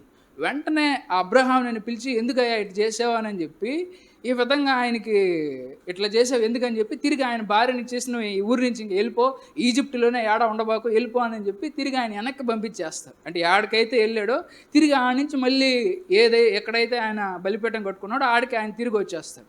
అయితే ఇప్పుడు చూడండి, ఆయన భార్యని ఎవరు కాపాడారు? అబ్రహాం కాపాడా? ఈ విషయం జరిగినప్పుడు ఆయనకు ఒక విశ్వాసం వస్తుంది. ఏంటది? నా భార్యను కాపాడేది నేను కాదు, ఎవరు కాపాడతారు? నా భార్య ఇంకొకరిని తగులుకోకుండా ఎవరు కాపాడతారు? నేను కాపాడుకుంటానా? నా భర్త ఇంకొక దాన్ని తగులుకోకుండా ఎవరు కాపాడతారు? దేవుడే కాపాడతాడు. మనం దేవుని యందు విశ్వాసం ఉంచినట్లయితే దీన్ని ఏమంటారంటే రిలేషన్షిప్ ఇన్సెక్యూరిటీ అని అంటారు. అంటే చేసేటువంటి ఏదన్నా సరే, నా పిల్లలు నన్ను చూస్తారో చూడరు, ఇదంతా ఏంటంటే రిలేషన్షిప్ ఇన్సెక్యూరిటీ, అంటే మనుషులతో వచ్చేటువంటి ఇన్సెక్యూరిటీ ఫీలింగ్ అనమాట. ఈ ఫీలింగ్ కూడా ఎట్లా పోద్దంటే విశ్వాసం ద్వారా పోద్ది అనమాట. విశ్వాసం ద్వారా పోద్ది. ఇక్కడ ఈయనకు కూడా ఆ భయం వచ్చింది. బైబిల్లో ఒక మాట ఉంది. ఏంటి ఆ మాటనంటే, ఏ కుటుంబం అయితే దేవుణ్ణి పక్కన పెట్టేస్తుందో ఆ కుటుంబంలో అక్రమ సంబంధాలు వస్తాయి అని. అంటే బైబిల్లో ఇట్లా లేదండి. బైబిల్ ఎలా ఉందంటే, మీరు కానీ నన్ను సేవించకపోతే మీ భార్యని వేరేవాడు అనుభవిస్తాడు అని దేవుడు మాట్లాడు. ఎందుకు అలా మాట్లాడాడు? ఎప్పుడైతే ఒక కుటుంబం అన్నా సరే దేవునికి ఇష్టపడదో, దేవుణ్ణి సేవించడానికి ఇష్టపడదో, ఆటోమేటిక్గా వాళ్ళ మధ్య ప్రేమ, అనురాగం, మంచి విషయాలు, సాత్వికం ఇట్లాంటి చాలా చాలా మంచి లక్షణాలు ఉండవు. కాబట్టి ఆటోమేటిక్గా కుటుంబం విచ్ఛిన్నం అయిపోవడం అన్నా సరే, కుటుంబం ధ్వంసం అయిపోవడం అన్నా సరే అదే జరగద్ది. కాబట్టి దేవుడు ఆయన పాత నిబంధనలో వాళ్ళకి చెప్పేటప్పుడు ఇట్లా చెప్తారు, మీరు కానీ నన్ను కానీ సేవించకపోతే. ఇప్పుడు అబ్రహాం దేవుడిని సేవించాడు కాబట్టి అబ్రహాం భార్య మానాన్ని ఎవరు కాపాడారు? కాబట్టి చాలాసార్లు సమస్యలు రావని కాదు, చాలాసార్లు మన భర్తలు భార్యలు వేరే వాళ్ళని తగులుకోకుండా చేస్తాడు దేవుడు అని కాదు. వాళ్ళు ఒకవేళ తగులుకోవడానికి ఇష్టంగా ఉన్నా సరే, నీ మీద ప్రేమ కాబట్టి దేవుడు నీ భర్త భార్య వేరే వాళ్ళు తగులుకోకుండా నీ దగ్గర ఉండేటట్టు చేయగలడు. ఏదో విధంగా చేస్తాడు. ఉదాహరణకి ఒక అనారోగ్యం ఇచ్చాడు అనుకోండి, ఆ భార్య కన్నా సరే ఆ భర్త కన్నా సరే, ఆ అనారోగ్యంలో వాళ్ళకి లైంగిక కోరికలు ప్రోద్బలంగా వస్తాయి అంటారా? అంటే అది ఒక చిన్న టాక్టిక్ అనమాట దేవుడు చేసేది. లేకపోతే ఉన్న లొకేషన్ నుంచి వేరే చోటకి ట్రాన్స్ఫర్ చేయడం అన్నా సరే దేవుడు అనుకుంటే ఎట్లయినా చేయగలడు. ఎందుకోసం చేస్తున్నాడు? నువ్వంటే ప్రేమ కాబట్టి నీ భర్తని కాపాడుతున్నాడు, నువ్వంటే ప్రేమ కాబట్టి నీ భార్యను కాపాడుతున్నాడు. కాబట్టి ఎప్పుడైతే నువ్వు దేవుడి మీద నీకు ప్రేమ అనేది ఉంటుందో, నీ భార్యను ఇంకొకటి తగులుకోకుండా ఎవరు కాపాడతారంటే దేవుడే కాపాడుతాడు. అప్పుడు ఆయనకు ఒక ధైర్యం వచ్చేస్తుంది, అబ్బా వీళ్ళు నన్ను చంపేస్తారని అనుకున్నాను, నా భార్యను కూడా దేవుడే కాపాడాడు అనేటువంటి విశ్వాసం వచ్చింది. కొంత ధైర్యం ఆయన పొందుకొని ఉండొచ్చు. కానీ తర్వాత కూడా మళ్ళీ ఆయన అదే తప్పు చేస్తాడు. అది మనం ఇప్పుడు చూడట్లేదు, కానీ ప్రస్తుతం ఇక్కడ వరకు చూస్తూ ఉన్నాం. అయితే ఇక్కడ వరకు చూడండి, ఇప్పుడు ఇంకో పాయింట్ మనం నేర్చుకునేది ఏంటంటే, మన ఆస్తుల విషయంలో అభద్రతా భావంలో దేవుడు మనం చేసినటువంటి మంచి నిర్ణయాల ద్వారానే మన ఆస్తులు పెంచుతాడు అనేది కూడా వాస్తవమే. కానీ ఇంకొక వాస్తవం మీరు తెలుసుకోవాల్సింది ఏంటంటే, దేవుడు మనం తీసుకున్న మంచి నిర్ణయాల ద్వారా కాదు, మనం తీసుకునే చెడు నిర్ణయాల ద్వారా కూడా మన ఆస్తిని పెంచుతాడు. అర్థమైంది? ఏమర్థమైంది? మనం తీసుకునే వ్యాపారాలు మంచి టాక్టిక్స్ చేసాం, మంచి స్కీమ్స్ పెట్టావు, లేకపోతే ఏదో ఒకటి చేసాం, లేకపోతే పలానా వ్యాపారం పెట్టావనో, లేకపోతే పలానా భూమి కొన్నాం, అందువల్ల మంచి డెసిషన్ తీసుకున్నాను కాబట్టి నా ఆస్తులు పెరిగాయి అనేటట్టుగా కాదు. దేవుడు ఎంత గొప్పవాడంటే, నువ్వు తీసుకున్నది చెడ్డ నిర్ణయం అన్నా సరే, నువ్వు తీసుకున్న చెడ్డ నిర్ణయంలో కూడా నీ ఆస్తుల్ని ఆయన పెంచగలడు. అబ్రహాము ఆయన భార్య విషయంలో చెడ్డ నిర్ణయం తీసుకున్నాడు, కానీ అబ్రహాముకి దేవుడు యాజ్ యూజువల్గా తోడున్నాడు కాబట్టి ఈ వాళ్ళ భార్యను తీసుకున్నందుకు అబ్రహాముకి రాజుగారు ఏమిస్తారంటే చాలా రకాలైనటువంటి గొర్రెలు, లేకపోతే బర్రెలు, వాళ్ళ దగ్గర ఏదైతే ఉంటాయి, సిల్వర్ అన్నా సరే, వెండి అన్నా సరే, బంగారం అన్నా సరే, అవన్నీ కూడా అబ్రహాంకి ఇచ్చాడు. ఎందుకు ఇచ్చాడు? వాళ్ళ భార్యను తీసుకుంటున్నాక. తీసుకుంటున్నాడు కాబట్టి. అయితే చివరికి ఏం జరిగిందంటే తిరిగి వాళ్ళ భార్యని ఇచ్చేసాడు. ఆయన దగ్గర ఉన్న బంగారం సిల్వర్ అంతా కూడా మళ్ళీ వెనక్కి తీసుకోలేదు. ఆయన ఉన్న పలానా ఎందుకని ఈయన ఉంటే నాకు వ్యాధులు గీదులు వస్తాయోనని ఉన్నట్టుండి ఈడు ఇక్కడే ఉంటే వేరే వాళ్ళు ఏమన్నా ఆయన భార్యను టచ్ చేసినా కానీ మళ్ళీ నాకే అనారోగ్యం వస్తుందని చెప్పి అబ్రహాంని వెంటనే ఇక్కడి నుంచి పంపించేశాడు. ఇప్పుడు అబ్రహాం ఆడికి పోయేటప్పుడు కొద్ది ఆస్తులతో పోయి ఉండొచ్చు, కానీ తిరిగి వచ్చేటప్పుడు ఎట్టొచ్చాడంటే ఇంకా కొంచెం ఆస్తులు బాగా పెరిగాయి. ఇప్పుడు అబ్రహాం ఆస్తులు బాగా పెరగడానికి అబ్రహాం తీసుకున్న మంచి నిర్ణయం కారణమా, చెడ్డ నిర్ణయం కారణమా? కాబట్టి మన ఆస్తుల విషయంలో నాకు అభద్రతా భావం ఉంది, నా ఆస్తులు పోతాయేమో అని భయంగా ఉంది, చెడు నిర్ణయాలు తీసుకొని ఉన్నట్టుండి ఉన్న ఆస్తులను పోగొట్టుకుంటానేమో అని భయంగా ఉందంటే, ఒకవేళ దేవుడు నిన్ను ఆశీర్వదించాలి అని అనుకుంటే నువ్వు తీసుకున్న మంచి నిర్ణయాల ద్వారానే కాదు, నువ్వు తీసుకున్న చెడు నిర్ణయాల ద్వారా కూడా నీ ఆస్తుల్ని పెంచవచ్చు, నీ కాంట్రాక్ట్ వచ్చే విధంగా చేయొచ్చు. అది దేవుడు చేయగలిగేటువంటి విషయం. దీన్ని మనం ఆ 13వ అధ్యాయం నుంచి మనం చదువుతాం. 13వ అధ్యాయము మొదటి 2 వచనాలు నేను చదువుతున్నాను. అబ్రాము తనకు కలిగిన సమస్తమును, తన భార్యను, తనతో కూడానున్న లోతును, అంటే వాళ్ళ చిన్నాయన కొడుకు కాదు, తమ్ముడు కొడుకు అయిన లోతును వెంటబెట్టుకొని ఐగుప్తులో నుండి నెగెబుకు వెళ్ళెను. అబ్రహాము వెండి బంగారము పశువులు కలిగి బహు ధనవంతుడై ఉండెను. అప్పుడు 12వ అధ్యాయంలో కూడా ఆయనకు కొన్ని ఉన్నాయి, కానీ 13వ అధ్యాయంలో మళ్ళీ దాన్ని ఎందుకు మెన్షన్ చేశాడంటే ఆయన తిరిగి ఈజిప్ట్ నుంచి వచ్చాడు కాబట్టి ఈసారి ఆయన వచ్చేటప్పుడు వెండి ఉందంట, బంగారం ఉందంట, పశువులు కలిగి బహు ధనవంతుడై ఉండెను. అంతకుముందు బహుశా ధనవంతుడై ఉండొచ్చు, కానీ ఇప్పుడు ఆయన ఏమయ్యాడంటే బహు ధనవంతుడయ్యాడు. కాబట్టి దేవుడు మనం తీసుకున్న చెడ్డ నిర్ణయాల ద్వారా కూడా మన ఆస్తులను పెంచుతాడు. దేవుడు ఒక్కడు మనకు తోడుగా ఉంటే చాలు అనే విషయాన్ని మనం జ్ఞాపకం చేసుకోవాలి. మన భద్రత ఎక్కడి నుంచి వస్తుంది? మనం తీసుకునే తెలివితేటలతో తెలివైన మంచి నిర్ణయాల ద్వారా మన భద్రత రాదు. మన భద్రత ఎక్కడి నుంచి వస్తుందంటే దేవుణ్ణి బట్టే మనకు భద్రత వస్తుంది. మనం మంచి చేసినా చెడు చేసినా ఆ చెడు నుంచి కూడా దేవుడు మనకు మంచిని తీసుకొచ్చే విధంగా చేయగలడు అనే నమ్మకం నుంచే అభద్రతా భావం అనేది పోద్దనమాట. కాబట్టి మొట్టమొదటిది ఆ విధంగా మనం గుర్తుంచుకోవాలి. మనం చేసే తప్పుల ద్వారా అన్నా సరే సరైన విధంగా, అంటే దేవుడు తప్పుల ద్వారా ఆశీర్వదిస్తాడు కాబట్టి చెడ్డ పనులు అన్నది చేస్తాను, చెడ్డ పనులన్నీ చేసిన ఆస్తులు పెంచుకుంటానంటే అది తప్పు. నేను అలా చెప్పడం లేదు. అక్కడ ఆయన అబ్రహాంకి సన్మార్గంలోనే, అంటే నీతి నిజాయితీలతో కూడినటువంటి మార్గంలోనే ఆయన ఆస్తుల్ని పెంచాడు. ఇల్లీగల్గా పెంచలేదు ఆయన ఆస్తుల్ని. కాబట్టి లీగల్గానే ఆయన ఆస్తుల్ని దేవుడు పెంచాడనే విషయాన్ని జ్ఞాపకం చేసుకోవాలి ఆయన తప్పు చేసినప్పటికీ కూడా. రెండోది ఆయన చేసిన పని ఏంటంటే 3వ వచనంలో చూడండి, 3వ వచనం మళ్ళీ చదువుతున్నాను. అతడు ప్రయాణము చేయుచు దక్షిణము నుండి బేతేలు వరకు, అనగా బేతేలుకును హాయికిని మధ్య తన గుడారము మొదట ఉండిన స్థలమునకు వెళ్ళి, ఎక్కడ స్థలం అంట? మొదట, అంటే ఇంతకుముందు ఆ స్థలంలో, ఏ స్థలంలో అయితే ఆయన ఆ విధంగా బలిపీఠాన్ని కట్టున్నాడో ఆ బలిపీఠం దగ్గరే తాను మొదట బలిపీఠం కట్టిన చోట చేరెను. అక్కడ అబ్రాము యెహోవా నామమున ప్రార్థన చేసెను. ఇప్పుడు ఆ నుంచి అన్ని ఆస్తులతో వచ్చాడు. చాలాసార్లు ఆశీర్వాదం వచ్చిన తర్వాత జనాలు దేవుని గుర్తుపెట్టుకుంటారా? ఆశీర్వాదం వచ్చిన తర్వాత జనాలు దేవుని గుర్తుపెట్టుకుంటారా? డబ్బులన్నీ ఎక్కువైపోయినాక దేవుడి దగ్గరకు వస్తారా? ఇక ఏ కష్టాలు లేనప్పుడు దేవుడి దగ్గరకు వస్తారా? సర్వసాధారణంగా పిల్లలు పుట్టినప్పుడైనా సరే, ఉద్యోగం వచ్చినప్పుడైనా సరే, లేకపోతే వ్యాపారం బాగా జరుగుతున్నప్పుడైనా సరే, లేకపోతే ఇంకేదైనా వాళ్ళకి ఏదైనా మంచి ఇన్కమ్ వస్తుందని అన్నప్పుడు, ఈ రోజు కూడా పోతే ఎంతో కొంత వస్తుంది కదరా, అనవసరంగా దేవుడి దగ్గర పోవడం ఎందుకు అని చెప్పి మనుషులు దేవుడి కంటే కూడా డబ్బుకి, ఈ ఆశీర్వాదం యొక్క మత్తులో పడిపోతారు. కానీ అబ్రహాముని ఎందుకు దేవుడు దీవించాడంటే ఆ ఆశీర్వాదపు మత్తులో దేవుడు అబ్రహాం పడలేదు కాబట్టి తన ఆస్తే నన్ను కాపాడద్ది అనేది అబ్రహాము యొక్క విశ్వాసం కాదు, దేవుడే నన్ను కాపాడుతున్నాడు అనేది అబ్రహాం విశ్వాసం. కాబట్టి ఈ ఆస్తులన్నిటిని పణంగా పెట్టి ఆయన దేవుడి దగ్గరకు వచ్చాడు కాబట్టే దేవుడు అబ్రహాముని దీవించాడు. ఇప్పుడు చెప్పండి, అబ్రహాము ధనాన్ని ప్రేమిస్తున్నాడా, దేవుడిని ప్రేమిస్తున్నాడా? అది ఎట్లా తెలిసింది దేవుడికి?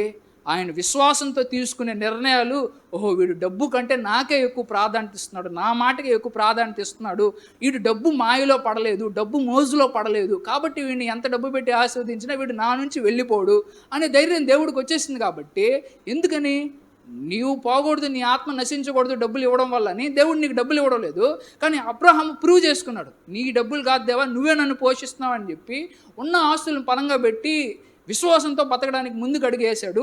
ఈ విధంగా చేశాడు కాబట్టి అబ్రహాంని అనుకున్నట్టుగానే బహుధనవంతుడుగా చేశాడు. చేసిన వెంటనే ఆయన చేసిన పని ఏంటంటే, డబ్బులు ఉన్నాయి కదా అని హాయిగా ఎంజాయ్ చేయకుండా మళ్ళీ ఏ ప్రాంతంకి అయితే వచ్చాడో ఆ ప్రాంతంలో మళ్ళీ దేవుడికి వచ్చి ప్రార్థన చేసుకుంటా ఉన్నాడు. సమస్యలు వచ్చినప్పుడే ప్రార్థన చేస్తారు కొంతమంది. ఇప్పుడు ఈయనకి ఏదైనా సమస్య ఉందా? లేదు. ఆయనకు మంచి ఆస్తులతోనే తిరిగి వచ్చాడు, కానీ ఇప్పుడు ఆయన ప్రార్థన చేస్తాం. కాబట్టి రెండోది మనం గుర్తుంచుకోవాల్సిన విషయం ఏంటంటే, ఆశీర్వాదం దేవునికి దూరం చేసే విధంగా ఉండకూడదు, ఆశీర్వాదం దేవునికి దగ్గర చేసే విధంగా ఉండాలి అనేది జ్ఞాపకం చేసుకోవాలి. కాబట్టి నేను ఒక విషయంలో దేవుడు నన్ను ఆశీర్వదించమని కోరుతున్నానంటే, ఆ ఆశీర్వాదం నేను దేవునికి దూరం చేస్తుందా దగ్గర చేస్తుందా అనేది జ్ఞాపకం చేసుకోవాలి. అయితే ఈ ఆశీర్వాదం ప్రతిదానికి అడ్వాంటేజ్ డిసడ్వాంటేజ్ ఉన్నట్టు, ఈ ఆశీర్వాదానికి కూడా అడ్వాంటేజెస్ డిసడ్వాంటేజెస్ కూడా ఉంటాయి. ఉదాహరణకి దేవుడు మిమ్మల్ని బాగా డబ్బులు పెట్టి మీ కుటుంబంలో దీవించాడు అనుకోండి, మీ అన్నదమ్ముల మీద మీకు అసూయ కలగదా? ఎవరినైతే ఆశీర్వదించాడో, లేకపోతే ఎవరికైతే ఒక నెలకి 2 లక్షలు జీతం ఇచ్చాడో, దాంట్లో మిగిలిన పిల్లలందరూ అన్నా సరే, మిగిలిన పిల్లల తల్లిదండ్రులు అన్నా సరే, ఆ వ్యక్తి మీద అన్నా సరే, ఆ అమ్మాయి మీద అన్నా సరే అసూయ పెట్టుకుంటారు, ఈర్ష్య పెట్టుకుంటారు. అవునా కదా? అంటే ఆశీర్వాదం ఎప్పుడు మంచిగా చేస్తుంది అనేది కూడా తప్పే, ఆశీర్వాదం కొన్నిసార్లు చెడు కూడా చేస్తుంది. ప్రతిదానికి అడ్వాంటేజ్ ఉంటుంది, డిసడ్వాంటేజ్ కూడా ఉంటుంది. కాబట్టి ఇక్కడ అబ్రహాముకి కూడా ఆస్తులు ఎక్కువైపోయాయి, అంటే పశువులు ఎక్కువైపోయాయి. కానీ వాళ్ళకు సమస్య ఏంటంటే, వాళ్ళు ఐగుప్తులో లేరు, అంటే ఈజిప్టులో లేరు. అక్కడ చాలా నీళ్ళు ఉంటాయి, నది ఉంటుంది, పెద్ద నదే ఉంది. కానీ ఇక్కడ అన్ని నీళ్లు దొరుకుతాయా?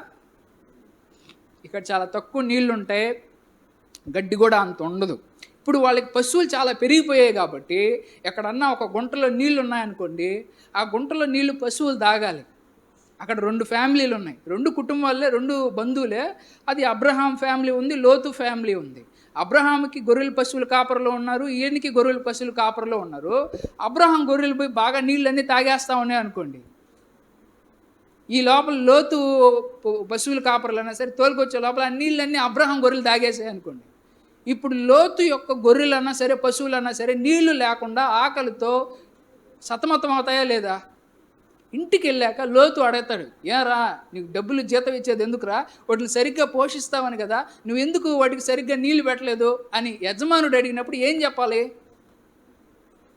ఇంతకు ముందంటే కొద్దిగా బర్రెలు కొద్దిగా అవి ఉన్నాయి కాబట్టి ఉన్న నీళ్ళు ఎట్టో సరిపోతూ ఉన్నాయి. కానీ ఇప్పుడు ఆస్తులు బాగా పెరిగిపోయినాయి కాబట్టి, పెరిగిపోయినప్పుడు ఈ వనరులన్నింటినీ కూడా ఎట్లా సరిపోతాయి అనేది వాళ్ళకి బాగా అక్కడ క్లాష్ వచ్చిందనమాట. కాబట్టి ఆశీర్వాదం ఏంటంటే కొత్త సవాళ్ళని తీసుకొస్తుంది అనేది జ్ఞాపకం చేసుకోవాలి. 5వ 6వ వచనం చదువుతున్నాను చూడండి. అబ్రాముతో కూడా వెళ్ళిన లోతుకును గొర్రెలు, గొడ్లు, గుడారములు ఉండెను. ఏమున్నాయంట?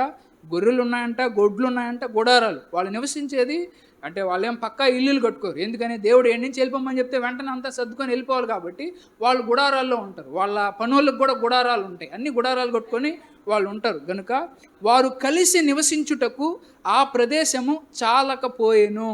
వాళ్ళు కలిసి నివసించడానికి ఆ ప్రదేశం సరిపోలేదు. ఎందుకని? అక్కడ వనరులన్నా సరే సరిగ్గా సాగలేదు. ఎందుకనగా వారి ఆస్తి వారు కలిసి నివసించలేనంత విస్తారమై ఉండెను. ఎంతగా పెరిగిందంట వాళ్ళ ఆస్తి? కలిసి నివసించలేనంతగా వాళ్ళ ఆస్తి పెరిగిందంట. ఒకసారి చూడండి, ఇంట్లో ఒక అన్నదమ్ముడు ఉన్నారనుకోండి, ఒక అన్నదమ్ముడు ఒక ఇంట్లో ఉన్నారు, ఇద్దరు కలిసి ఒక ఇంట్లోనే ఉన్నారు, ఇద్దరికి నెలకి 10,000 సంపాదిస్తూ ఉన్నారు. అది వాళ్ళ కుటుంబానికి సరిపోద్దా? ఇద్దరు చెరో 10,000 సంపాదిస్తే, ఈ రోజుల్లో ఇద్దరికి పెళ్ళి అయిపోయింది, ఇద్దరికి భార్యలు ఉన్నారు, ఇద్దరికి పిల్లలు ఉన్నారు. ఆయన 10,000 సంపాదించాడు, ఈయన 10,000 సంపాదించాడు. ఇప్పుడు ఆ ఇద్దరు అన్నదమ్ములు విడిపోతారా? విడిపోరా చెప్పండి. సరే, ఇప్పుడు రెండో కేసు చూద్దాం. దీంట్లో అన్నకి నెలకి 30,000 వచ్చే జీతం వచ్చింది, కానీ తమ్ముడికి ఇంకా 10,000 జీతమే వచ్చింది. ఇప్పుడు కలిసి ఉంటారా? విడిపోతారా? విడిపోతే ఎవరు విడిపోతారు? ఎవరు వెళ్ళి కొత్త కాపురం పెడతారు? 30,000 వచ్చినాడు ఎందుకు కొత్త కాపురం పెడతాడు? అది నేను ఎవరి గురించి మీ గురించి చెప్తున్నాను. నేను చాలా జనరల్గా చాలా చెప్తా ఉంటాను, నేను ఏ అన్నదమ్ముల గురించి మాట్లాడలేదు. ఉదాహరణకి ఒకసారి ఎవరో నా దగ్గర అప్పు తీసుకున్నారని నేనేదో అప్పు గురించి చెప్తే నా గురించి చెప్తున్నారని కొంతమంది అనుకుంటున్నాను. జనరల్గా వాక్యం అన్నకి ఎన్నో చెప్తా ఉంటాం, అదేదో అన్ని మా గురించి చెప్తా ఉన్నారని మీరు అనుకుని చాలా ఇబ్బంది పడతారు. ఇక్కడ చూడండి, అన్నున్నాడు, తమ్ముడున్నాడు. అన్నకి 30,000, తమ్ముడికి 10,000. ఇప్పుడు చూడండి, ఎవరు కొత్త కాపురం పెడతారు? ఏది వాళ్ళ అన్నదమ్ముని విడిపోయే విధంగా చేసింది? లేదు. తమ్ముడికి 30,000 వచ్చాయి, అన్నకి అదే 10,000 వస్తున్నాయి అనుకోండి. ఎవరెళ్ళి కొత్త కాపురం పెడతారు? అంటే వాళ్ళకి డబ్బులు పెరగడం వల్ల కుటుంబాలు వేరయ్యాయా లేదా? కాబట్టి ఇక్కడ చూడండి, ఇక్కడ కూడా సేమ్ అదే ప్రాబ్లం అయింది.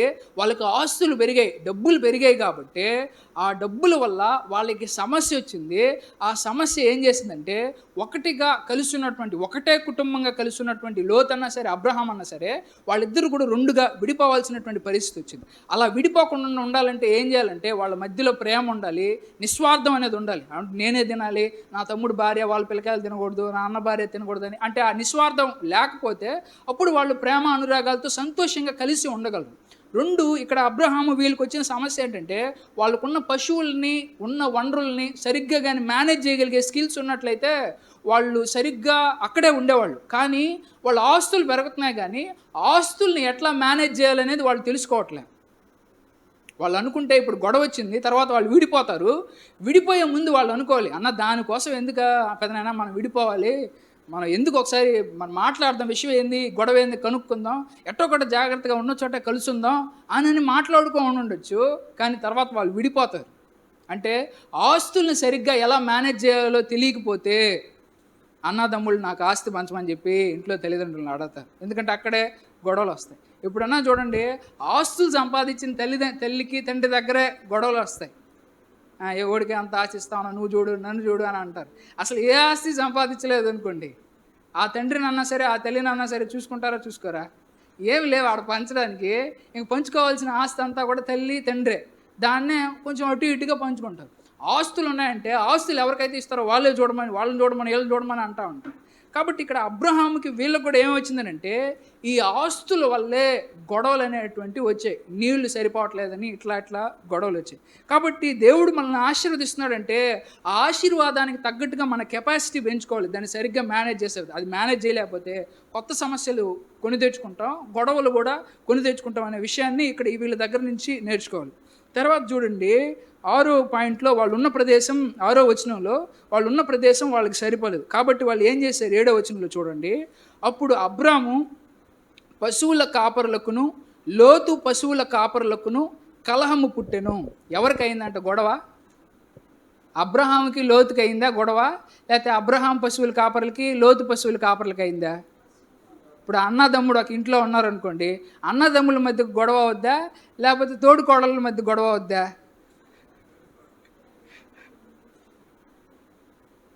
ఇట్లాగే వాళ్ళు పెదనాయన వాళ్ళ కొడుకు లాంటాడు, వాళ్ళ మధ్య గొడవలు రాలేదు. కానీ ఎవరి మధ్య గొడవలు వచ్చాయనంటే, వాళ్ళ పనుల దగ్గర గొడవ వచ్చాయి. పనుల దగ్గర గొడవ వస్తే వాళ్ళు సర్ది చెప్పాలన్నమాట.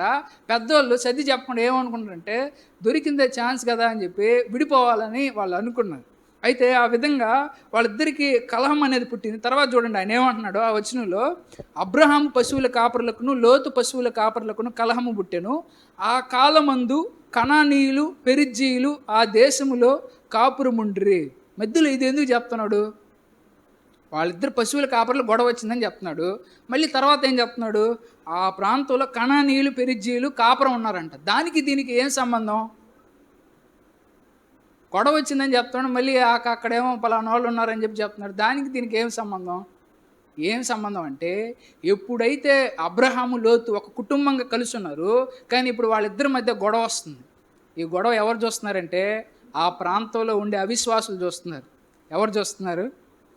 అవిశ్వాసులు అంటే దేవుడిని నమ్మని వాళ్ళు. వీళ్ళైతే యెహోవా దేవుడిని నమ్మేవాళ్ళు, వాళ్ళంతా వేరే వేరే దేవుళ్ళు నమ్మేవాళ్ళు. కనానీయులైనా సరే, పెరిజ్జీయులైనా సరే వాళ్ళు చూస్తున్నారు. ఇప్పుడు ఎప్పుడైనా సరే అన్నదమ్ముడు కలిసి ఉన్నప్పుడు అటాక్ చేయడం కష్టం.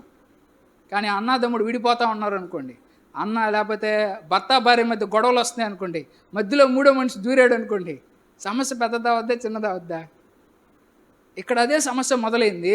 అక్కడ ఆతర్ ఏం చెప్పాలనుకుంటున్నాడంటే, అక్కడ కనానీయులు పెరిజ్జీలు ఉన్నారు, వీళ్ళ మధ్య గొడవలు. వాళ్ళ పశువుల కాపర్లు వీళ్ళ పశువుల కాపర్లు కొట్లాడుకుంటా ఉన్నారు.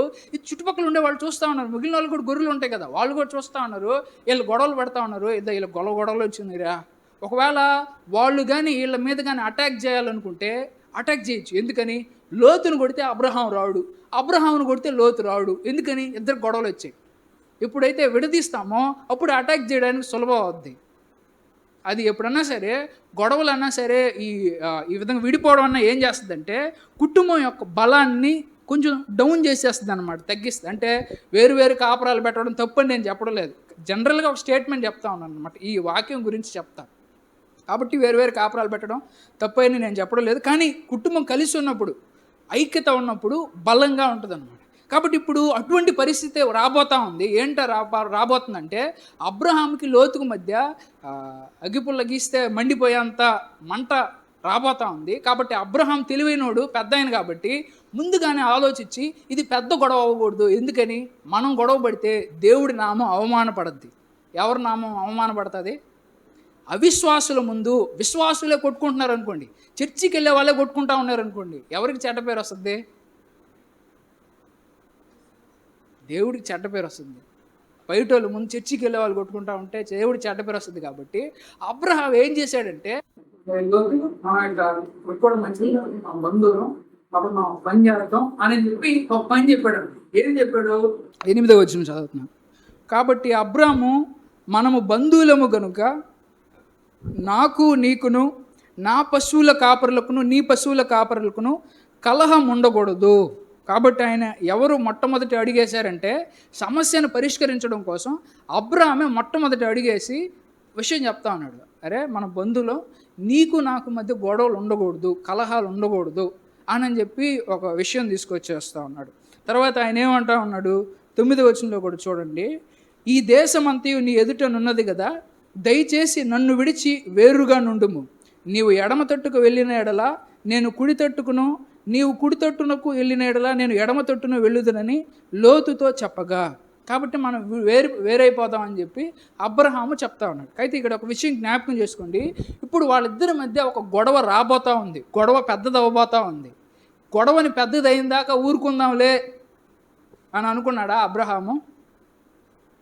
గొడవ పెద్దది అవ్వక ముందే పరిష్కరించుకోవాలి. గొడవ పెద్దది అయిన తర్వాత పరిష్కరించుకుంటే చాలా కష్టం అవదా? గొడవ పెద్ద అయిన తర్వాత పరిష్కరించుకుంటే వాళ్ళిద్దరు శత్రుత్వంతో విడిపోతారు. కాబట్టి అబ్రహాం ఏం చేశాడంటే మనం శత్రుత్వంతో విడిపోకూడదు, మంచితనంతోనే విడిపోవాలి. ఎప్పుడైనా సరే మనం విడిపోవాల్సి వస్తే ఎట్లా విడిపోవాలి? దేవుని పిల్లలని అంటే వేరు కాపురాలు పెట్టాల్సి వచ్చినప్పుడైనా ఎట్లా పెట్టాలంటే శత్రుత్వంతో వేరు కాపురాలు పెట్టకూడదు, పగ్గతో కలహంతో వేరు కాపురాలు పెట్టకూడదు, స్వార్థంతో వేరు కాపురాలు పెట్టకూడదు.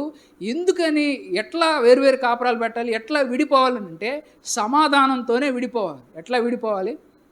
సమాధానపరచువారు దేవుని కుమారులు అనబడతారు అని చెప్పి దేవుడు చెప్తాం. మనం దేవుని పిల్లలం అని అంటే ఎట్లా ఉండాలంటే విడిపోయే సమయంలో అన్నా సరే సమాధానంగా విడిపోవాలి. సర్వసాధారణంగా మనుషులు అన్నాక ఒక్కొరికి ఒక ఆలోచనలు ఉంటాయి, ఒకరికి ఒకటి సెట్ అవుద్ది, ఇంకొకరికి ఇంకొక ఐడియా నచ్చదు. కాబట్టి విడిపోయే సమయంలో అన్నా సరే సమాధానంగానే విడిపోదాం. నీ ఆలోచన అలా ఉంది, నువ్వు ఆ వ్యాపారం చేయి, నేను ఈ వ్యాపారం చేస్తా, నువ్వు అది చూసుకొని నేను ఇది చేస్తా, లేకపోతే నువ్వు ఆ చర్చి చూడు, నేను ఈ చర్చి చూస్తా అని ఏదన్నా సరే ఈ విధమైనటువంటి ఒక మంచి అండర్స్టాండింగ్తో సమాధానంగానే విడిపోవాలి అనే విషయాన్ని ఇక్కడ జ్ఞాపకం చేసుకోవాలి.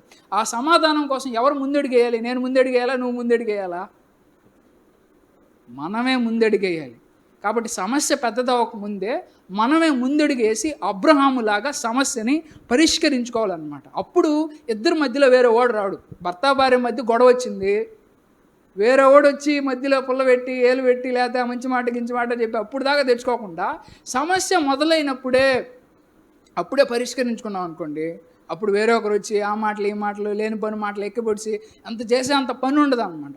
కాబట్టి సమస్యలో వేరే వాళ్ళు తలదూర్చకుండా వాళ్ళే జాగ్రత్తగా చూసుకోవాలి. 2 మొదటి అడుగు మనమే వేసి సమస్యను పెద్దది కాకుండా చూడాలి. ఇట్లా ఈయన చేసాడనమాట. అలా చేసేటప్పుడు అబ్రహాం ఏం చేశాడనంటే ఆస్తికి ఎక్కువ విలువిచ్చాడా, సమాధానానికి ఎక్కువ విలువిచ్చాడా? సమాధానానికే ఎక్కువ విలువిచ్చాడు. గొడవ పెట్టుకోవడానికి ఎక్కువ విలువిచ్చాడా, సమాధానానికి ఎక్కువ విలువిచ్చాడా?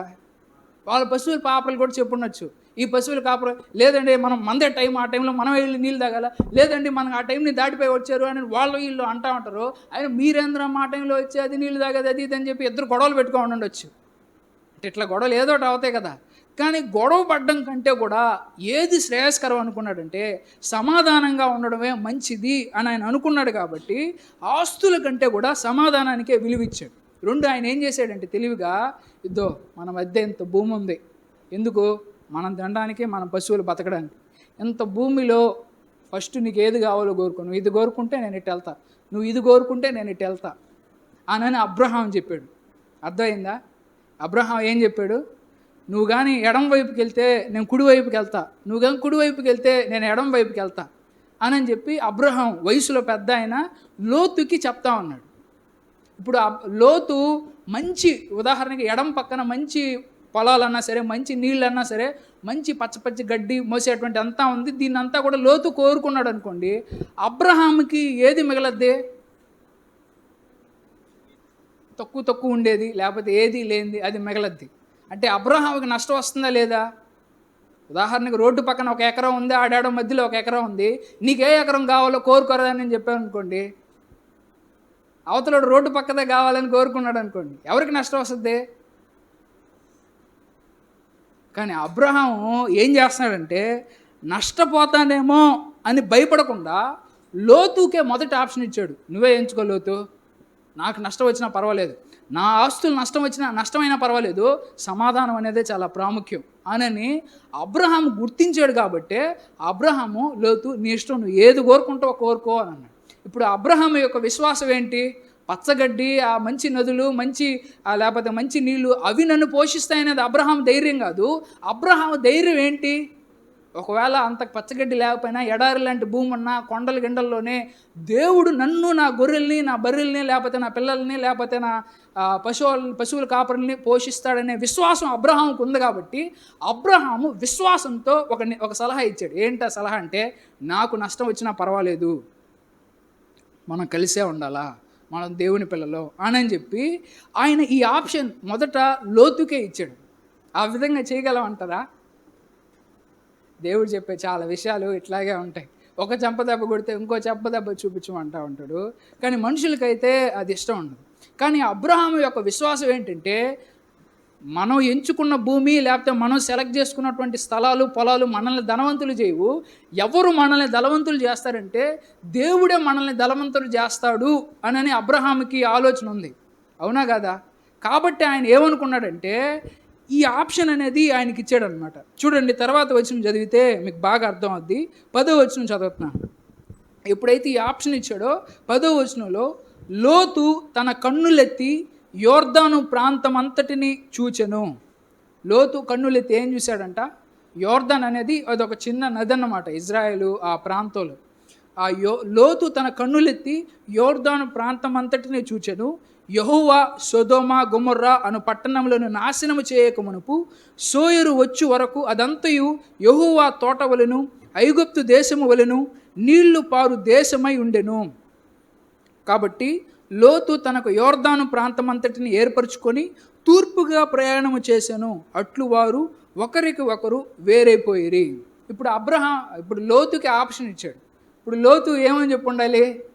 అదేంటి పెదనాన్న, నువ్వు చెప్పు, పెద్దోడు నువ్వు చెప్పు, దాన్ని బట్టి, లేకపోతే ఇద్దరం కలిసి ఒకటి షేర్ చేసుకుందాం అని చెప్పాలి. కానీ దొరికిందే సందు కదా అని చెప్పి నన్నే కోరుకోమన్నాడు కదా అని చెప్పి లోతు ఏం చేశాడనంటే, బాగా తూర్పు వైపు తిరిగాడు. చూసిన తర్వాత అక్కడ బాగా మంచిగా నీళ్లు ఉన్నాయి. ఈజిప్టులో ఎంత బాగా నీళ్లు ఉంటాయో, ఈ యోర్దాన్ నది ఉంది కాబట్టి అక్కడ మంచి నీళ్లు ఉన్నాయి, పచ్చగడ్డ ఉంది, మంచిగా భూములు అన్నీ ఉన్నాయి, యెహోవా యొక్క తోటలాగా ఉంది, ఆడికి వెళ్తే లగ్జరీగా బతకచ్చు అని చెప్పి లోతు అనుకున్నాడు. నేను అటువైపు వెళ్తాను అని చెప్పి లోతు చెప్పాడు. లోతు తీసుకున్నది మంచి నిర్ణయమే అంటారా? లోతు తీసుకునే నిర్ణయం వల్ల వాళ్ళ పెదనాయనకి నష్టం వస్తుందా రాదా? కొన్నిసార్లు మనం తీసుకునే నిర్ణయం వల్లైనా సరే, లేకపోతే మన అన్నకన్నా సరే, తమ్ముడి కన్నా సరే, భార్య కన్నా సరే, మన బంధువులు ఎవరికొకరికన్నా సరే నష్టం వస్తుంది. ఆ నష్టాన్ని కూడా మనం తెలివైన వాళ్ళమైతే దాన్ని భర్తీ చేసే విధంగా ఉండాలి. లేకపోతే అబ్రహాం అంటే మంచోడు కాబట్టి గమ్ముగా ఉన్నాడు, కానీ వేరే వాళ్ళు అయితే లోపల పగబెట్టుకుంటారు బయటికి చూపించలేకపోయినా కానీ. కాబట్టి లోతు ఈ విధంగా పైనెత్తి కొనుక్కున్నాడు. కానీ లోతు ఎవరిని మిస్ అయిపోయాడంటే, దేవుణ్ణి మిస్ అయిపోయాడు. లోతుకి దేవుడి మీద విశ్వాసం ఉందా లేదా? ఉంది కాబట్టే అబ్రహాము లాగే లోతు కూడా రిస్క్ చేయాలనుకున్నాడు. అబ్రహాముకి వాళ్ళ అన్న ఉన్నాడు, వాళ్ళ తమ్ముడు ఉన్నాడు, వాళ్ళ నాన్న ఉన్నాడు, వాళ్ళంతా ఆడే ఉన్నారు. వాళ్ళందరూ ఆడుంటే, వాళ్ళ ఆస్తులన్నీ ఆడుంటే, లోతు అక్కడ మట్టుగా పెదనాయన నేను కూడా నీతో పాటు వస్తా పెదనాయన, నాకు కూడా ఆ దేవుడు అంటే ఇష్టం అని చెప్పి ఆ దేవుడి కోసంగా ఈయన కూడా వచ్చాడు. కానీ సమస్యలు వస్తున్నాయి, కరువులు వస్తున్నాయి, కానీ నీళ్లు సరిపోలేనటువంటి పరిస్థితులు వస్తూ ఉన్నాయి. ఇటువంటి సమయంలో దేవుడి మీద ఆధారపడాలి. కానీ అబ్రహాం ఏమో దేవుడి మీద ఆధారపడి దాన్ని ఎంచుకున్నాడు. కానీ లోతు ఏమో దేవుడి కంటే కూడా ఈ కరువులు వస్తున్నాయి కాబట్టి, డబ్బులు సరిపోవట్లేదు కాబట్టి మంచి ఎకరమే తీసుకుందాం, మంచి భూమే తీసుకుందాం అని చెప్పి యోర్దాను ప్రాంతాన్ని తీసుకున్నాడు. ఇప్పుడు ఆయన ఒక తప్పు చేస్తున్నాడు. ఏంటనంటే చూడండి, తర్వాత వచనంలో 12-13 వచనాలు చదువుతున్నాను. అబ్రాము కనానులో నివసించెను. ఎప్పుడైతే లోతు తూర్పు వైపు, ఇటు సైడే కదా మనకు సూర్యుడు ఉదయిస్తాడు, అంటే తూర్పు ఇటువైపున లోతు వెళ్ళాడు. అబ్రహాం ఎటు వెళ్ళాడంటే ఎడమ వైపుకి, అంటే పడమర వైపుగా అటు సైడ్ ఆయన వెళ్ళాడు అనమాట. అబ్రహాము కనానులో నివసించెను. లోతు ఆ మైదానమందున్న పట్టణముల ప్రదేశంలో కాపురం ఉండి సొదొమ దగ్గర తన గుడారము వేసుకొనెను. సొదొమ మనుషులు దుష్టులను, యెహోవా దృష్టికి బహు పాపులనై ఉండిరి. ఇప్పుడు ఆయన లోతు ఎక్కడికి వెళ్ళాడు? మంచోళ్ళ దగ్గరికి వెళ్ళాడా, చెడ్డోళ్ళ దగ్గరికి వెళ్ళాడా? చెడ్డోళ్ళు ఎక్కడుంటారు? పల్లెటూరులో ఎక్కువ దొంగలు ఉంటారా, టౌన్లో ఎక్కువ దొంగలు ఉంటారా? ఎందుకని? టౌన్లో వాళ్ళ దగ్గర ఎక్కువ డబ్బులు ఉంటాయి, పల్లెటూరు వాళ్ళ దగ్గర ఏం డబ్బులు ఉంటాయి? దోచుకునే వాళ్ళు అన్నా సరే. ఎక్కడ వ్యభిచారాలు జరుగుతాయి? పల్లెటూరులో ఎక్కువ వ్యభిచారాలు జరుగుతాయి, టౌన్లో ఎక్కువ వ్యభిచారాలు జరుగుతాయా? టౌన్లోనే ఎక్కువ కస్టమర్స్ ఉంటారు వ్యభిచారులకు కూడా. కాబట్టి అక్కడే ఎక్కువ వ్యభిచారం ఉంది, అక్కడే ఎక్కువ అవినీతి ఉంది, అక్కడే ఎక్కువ ఉంది. ఎందుకని? అక్కడ మంచి బాగా డెవలప్ అయిన దేశం కాబట్టి. ఉదాహరణ, రేపు పొద్దున మళ్ళీ రాజులు వచ్చి దోచుకుంటారు. అంటే ఎప్పుడన్నా సరే ఒక మంచి భూమి ఉందంటే మంచి భూమిని కబ్జా చేయాలని రాజకీయ నాయకుడు కూడా ప్రయత్నం చేస్తాడు. ఇదేదో భలే ఉంది మంచి భూమి, ఇక్కడ కనుకుంటే ఇప్పుడు ఎంతకు అమ్ముతాడో కనుక్కో. లేదు మేము అమ్మనం, అది మా పాత ముత్తాతల నుంచి వస్తున్న ఆస్తి, ఎవడో నువ్వు మాట్లాడుతున్నావు, ఏదో కేసు బిసి పెట్టేసేసే అనకండి అని చెప్పి ఎట్టొకటి చేసి కబ్జా చేసేస్తాడు. లోతు ఈ విధంగానే ఆ స్థలాన్ని ఎన్నుకుంటాడు. అక్కడ ఉండే మనుషులు ఎవరంటే చెడ్డోళ్ళు. 2, ఆ స్థలం మంచి స్థలం కాబట్టి తర్వాత ఏం జరుగుతుందంటే రాజులు వచ్చి ఆ స్థలం మీద అటాక్ చేస్తారు. ఏం చేస్తారు? అబ్రహాం దగ్గరికి అటాక్ చేయడానికి ఆడేం పెద్ద లేదు అటాక్ చేయడానికి. ఆయన దగ్గర ఏం అటాక్ చేస్తావు? సొదొమ గొమొర్రా దగ్గర అటాక్ చేశారు. లోతు దగ్గర ఉన్నటువంటి పశువులను అన్నా సరే, లోతు దగ్గర ఉన్న పనులను అన్నా సరే, లోతు దగ్గర ఉన్న ఆస్తిని అన్నా సరే మొత్తం పట్టుకొని వెళ్ళిపోయారు. ఇప్పుడు లోతుకి లాభం వచ్చిందా, నష్టం వచ్చిందా? ఆ తర్వాత అబ్రహాం ఏం చేశాడంటే వాడికి మంచి సావే జరిగింది. ఆ రోజు వాడు ఆ ఎకరం తీసుకుని భలే జరిగింది, ఆ ఎకరం భలే కబ్జా చేశారు అని చెప్పి చప్పట్లు కొట్టుకుంటే గమ్ముగా ఉండకుండా ఏం చేశాడంటే ఆయన ఇంట్లో 300 మంది 18 మంది పిల్లలు పుడితే వాళ్ళ నాన్నోళ్ళందరూ ముసలోళ్ళు అయిపోయి ఉంటారు. వాళ్ళు యూత్ కాబట్టి ఆ యూత్ అందరిని కూడా తీసుకెళ్ళి ఫైట్ చేద్దాం రాండ్రా అని చెప్పి ఆ కాలంలో 5 దేశాల రాజులతో, అప్పట్లో చాలా తక్కువ మంది మనుషులే కదా ఉండేది భూమి మీద, వీళ్ళందరూ వెళ్ళి ఆ 5 దేశాల రాజులతో పోట్లాడి ఫైట్ చేసి అంతా ఇస్తారు. ఫైట్ చేసిన తర్వాత ఆ ఆస్తులన్నీ ఎవరికి వచ్చేస్తాయి? అబ్రహాంకి వస్తాయి రావా? కానీ ఆస్తులన్నీ అబ్రహాం తీసుకోడు. ఆస్తులన్నీ ఎవరికి ఇచ్చేస్తాడంటే సొదొమ గొమొర్రాలో ఉండే రాజులకి ఇచ్చేస్తాడు. రాజులకి ఇచ్చేసేసి, ఏంది నువ్వు ఫైట్ చేసావు, నువ్వు కష్టపడ్డావు, నువ్వు తీసుకోవాలి కదా, కానీ మా ఆస్తులన్నీ మళ్ళీ మాకు ఇచ్చేస్తున్నావు ఏంటి? మీ ఆస్తులు నాకు బల్లే, నన్ను ధనవంతుని చేసేది దేవుడు ధనవంతుడు చేస్తాడు. రేపు పొద్దున నేను ఆస్తులు ఇచ్చాను కాబట్టి అబ్రహాం ధనవంతుడే, నువ్వు ఊరంతా చాటు చేస్తావు. నువ్వు డబ్బులు ఇచ్చినావు కాబట్టి నేను ధనవంతుడు కాలేదు రా, దేవుడు నన్ను ఆశీర్వదించాడు కాబట్టి నేను ధనవంతుడిని అని చెప్పి లోతు సొదొమ గొమొర్రా రాజులకు చెప్పి, నువ్వు నాకు చేయాల్సిన పని అంతా ఒకటే, ఏంటి? మా ఓల్డ్ లోతు ఉన్నాడు, వాడికి ఎన్ని ఆస్తులు ఉన్నాయి అన్నీ కనుక్కొని గవర్నమెంట్ పోలీసు వాళ్ళు చేత లెక్కలు చేయించి వీఆర్ఓ గారిని పిలిచి అవన్నీ ఆయన ఆస్తులు కరెక్ట్గా వచ్చేటట్టు చూడు. నాతో పాటు పలానోడు ఫైట్ చేశాడు, వాళ్ళకు కూడా ఏదన్నా నువ్వు ఇగలితే అని చెప్పి ఫైట్ చేసి మొత్తం చేసి ఆ నుంచి వెళ్ళిపోయాడు అనమాట. అంటే అబ్రహాం మంచోడా చెడ్డోడా? 2, ఇక్కడ విషయం ఏం జరిగిందంటే లోతు పాపం చాలా మంచివాడు, ఎందుకని దేవుడు యందు భయభక్తులు కలిగిన వాడు. కానీ లోతు చుట్టుపక్కల ఉండే వాళ్ళందరూ కూడా, అంటే ఆ ప్రాంతం చుట్టుపక్కల ఉండే వాళ్ళందరూ కూడా చాలా చెడ్డోళ్ళ మధ్యలో, మన ఊరు చుట్టుపక్కల చెడ్డోళ్ళు ఉన్నారనుకోండి, ఆ చెడ్డోళ్ళ మధ్యలో మన పిల్లల్ని పెంచడం కష్టమా కాదా? లోతు ఎంత గొప్పోడు, ఎంత మంచివాడు అని అంటే చుట్టుపక్కల అంత చెడుతనం జరుగుతున్నా కానీ తనకున్న 2 కూతుర్ని చాలా పర్ఫెక్ట్గా పెంచుతాడు అనమాట. పరాయి మగవాడి మోజులో పడకుండా కన్నికి వచ్చే పెళ్లి వయసుకు వచ్చినటువంటి పిల్లలను కూడా కరెక్ట్గా బయట యొక్క కల్చర్ యొక్క ఇన్ఫ్లుయెన్స్ పడకుండా, ఎంత కష్టం అదే. అందుకే బైబిల్ లోతు నీతిమంతుడు అని చెప్తా ఉంది. అయితే కష్టం, చాలా కష్టం. ఎందుకని ఆయన మంచి ఆ భూమిని ఎన్నుకున్నాడు. పేరుకైతే ఆస్తులు ఉన్నాయి కానీ ఆ ఆస్తుల వల్ల ఎవడెక్కువ దోచుకుంటాడనే భయం లోపల ఉంటుంది. ఎందుకని? దేవుడు కాపాడతాడనే ధైర్యం లేదు కాబట్టి. అట్లాగా నిజంగానే ఆయన అనుకున్న భయం కానీ రాజులు వచ్చి దోచుకుపోయారు. అట్లాగే ఒకసారి ఏం చేస్తారనంటే, ఈ లోతు సొదొమ గొమొర్రా పట్టణంలో చాలా ఎక్కువ చెడుతనం జరుగుతుంది. ఆ పట్టణాలన్నీ గూడా లేపేయాలని జెప్పి దేవుడే దూతలను పంపించి అక్కడ చెక్ జేపిస్తాడు. అలా చెక్ చేసే సమయంలో దేవదూతలు మనిషి రూపంలో వస్తారనమాట. మనిషి రూపంలో వస్తారు. మనిషి రూపంలో వచ్చి లోతు వాళ్ళ ఇంటికెళ్తారు. లోతు పిలుస్తాడు. అర్థమైపోద్ది ఈళ్ళు మనోళ్ళురా అని చెప్పి, రండి భోజనం తినండి అని చెప్పి అబ్రహాం ఎట్లా అయితే పిలిచాడో లోతు కూడా పిలుస్తారు. అయితే ఈ సొదొమ మనుషులు ఎంత చెడ్డవాళ్ళనంటే, వచ్చినోళ్ళు దేవతలని వాళ్ళకి తెలియదు కదా. కాబట్టి ఆ దేవదూతలను వాళ్ళు మనిషి రూపంలో వచ్చినప్పుడు వాళ్ళతో కూడా శయనించాలి. వాళ్ళు మగోళ్ళైనా పర్వాలేదు, మేము కూడా మగోళ్ళతో మగోళ్ళు శయనిస్తామని చెప్పి ఆ మగోళ్ళని బయటికి పంపించండి, ఆ ఇద్దరు మగోళ్ళని అని అన్నాడు. అంటే చూడండి ఎంత చెడుతనం ఉంది సొదొమ గొమొర్రాలో. అయితే అప్పుడు లోతు ఏం చేశాడంటే, అయ్యో అట్లా చేయకూడదయ్యా వాళ్ళు అని చెప్పి, కావాలంటే నాకు 2 కూతుర్లు ఉన్నారు, పురుషుడిని ఎరుగని 2 కూతుర్లు ఉన్నారు, ఆ 2 కూతుర్లు నేను బయటికి పంపిస్తాను, కావాలి వాళ్ళు ఏం కావాలన్నా చేసుకోండి, కానీ వాళ్ళని అట్లా ఏం చేయబాకండి అయ్యా అని లోతు అంటాడు. తర్వాత ఆ విధంగానే మొత్తానికి అప్పుడు ఆ విధంగా మాట్లాడేటప్పుడే ఆ ఇద్దరు దేవదూతలు లోతు వాళ్ళతో ఏం మాట్లాడబోలే వెనక్కి వచ్చేయని చెప్పి ఇంటి చుట్టూ మబ్బులు గమ్మేటట్టుగా చేసేసేసి ఆ ఇంటి ద్వారం ఎక్కడుందో వాళ్ళకి కనబడకుండా చేసేసినప్పుడు కొంతసేపటికి వాళ్ళు విసుగొచ్చి వెనక్కి వెళ్ళిపోతారు. ఆ రాత్రికి రాత్రే దేవుడు పైనుంచి అగ్ని కురిపించి సొదొమ గొమొర్రాని మొత్తం లేపేస్తాడు. ఈ రోజుకి సొదొమ గొమొర్రా ఎట్లుంటుందంటే ఎడారిలాగా ఉంటుంది. ఎట్లుంటుంది? ఎడారిలాగా ఉంటుంది.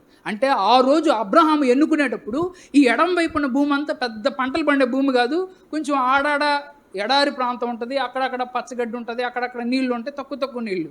కానీ ఇటువైపు చూస్తే ఎక్కువ నదులు ఉంటాయి, యొర్దాను నది ఉంది, మంచి పచ్చగడ్డి ఉంది, ఇదంతా ఉంది. కానీ ఈరోజు ఎట్టయిపోయిందంటే సొదొమ గొమొర్రా అంతా పూర్తిగా ఎడారి అయిపోయింది. పచ్చగడ్డి కూడా ముడిసేంత ఈ రోజుకి కూడా మలవలేనంతగా అయిపోయింది. ఎందుకు కారణం అంటే ఆ రోజు దేవదూతలు చేసినటువంటి ఆ యొక్క అంటే తీర్పు తీర్చడానికి వచ్చారు. రేపు దేవుడు ఒకసారి చూసేసి రాకుండా మనం ఆ రాజ్యాన్ని అంతా లేపేస్తాం కదా, నిజంగానే మనం లేపదామా ఎట్టా, ఏదైనా మంచితనం ఏదైనా ఉందా అని చూస్తారు. అదేం 10 మంచి వాళ్ళు కనపడరు కాబట్టి లోతును ఒక్కనే రక్షించేసి మొత్తం ఆ ఆస్తిని అంతటిని కూడా అక్కడున్న మొత్తం ల్యాండ్ అంతటిని కూడా మొత్తం లేపేస్తారు. ఈరోజు అబ్రహాం ఎంచుకున్న ప్రదేశం ఎట్టుందనంటే ఇజ్రాయెల్ దేశం వ్యవసాయంలో నెంబర్ 1. దేంట్లో? ఏ భూమిలో అయితే పంటలు సరిగ్గా పండవు అని అనుకున్నాడో ఆ రోజు లోతు, ఈ రోజుకి కూడా ఏ భూమిలో పంటలు బాగా పండుతున్నాయంటే భారతదేశం ఎంత సస్యశ్యామలంగా ఉంటుంది, వాటర్ ఉంటుంది, మంచి మంచి ఋతుపవనాలు వస్తాయి. ఇంత భారతదేశంలో కూడా అంత పంట పండించలేకపోతున్నాం, కానీ అంత ఎఫెక్టివ్గా ఇజ్రాయెల్ దేశంలో అంత నీళ్లు లేకపోయినా, అంత స్థలం లేకపోయినా, అంత డ్రైగా నేల ఉన్నా కానీ మంచిగా పంటలన్నీ కూడా పంపిస్తాం. మన అంతకుముందు పోయినసారి కేసీఆర్ గారు కూడా ఇజ్రాయెల్ సైంటిస్టులు అన్నా సరే మనల్ని కొంతమంది రైతులను ఆడ దగ్గర పంపించి వాళ్ళు ఎట్ట పంట పండిస్తున్నారో చూసి నేర్చుకుంటారా అని మనల్ని పంపించారు. ఎందుకని అబ్రహాం ఎంచుకున్న కనాను దేశం ఎందుకని అంత పెద్ద పంటలు ఇస్తుంది? ఈ రోజుకి కూడా ఎందుకని ఇస్తుంది? అబ్రహాం విశ్వాసంతో తీసుకున్న నిర్ణయం కాబట్టే. అది ఎడారి భూమి అన్నా, భారతదేశంలో ఉన్న నీళ్ళు అక్కడ లేకపోయినా ఈ రోజుకి కూడా అది ఒక నిదర్శనం, దేవుడు ఉన్నాడురా అని చెప్పడానికి. మరి ఇట్టడి భూమిలో కూడా ఎంత పంటలు పండుతున్నాయి కదరా. మంచి భూములు, మంచి నీళ్లు, మంచి బోర్లు ఉన్న ప్రదేశంలో మంచిగా పంటలు పండడం అనేది సర్వసాధారణం. కానీ అటువంటి భూమిలో కూడా ఈ వంతన పంటలు పండడం అనేది నిజంగా ఇది దేవుడు ప్రమేయం లేదే జరగదు అనడానికి ఈ రోజుకి కూడా ఒక నిదర్శనం. ఆ విధంగానే ఈ రోజుకి కూడా అబ్రహాంకి ఇచ్చిన ప్రదేశం చాలా సస్యశ్యామలంగా ఉంటుంది. లోతు ఎంచుకున్నది చాలా అయిపోయింది.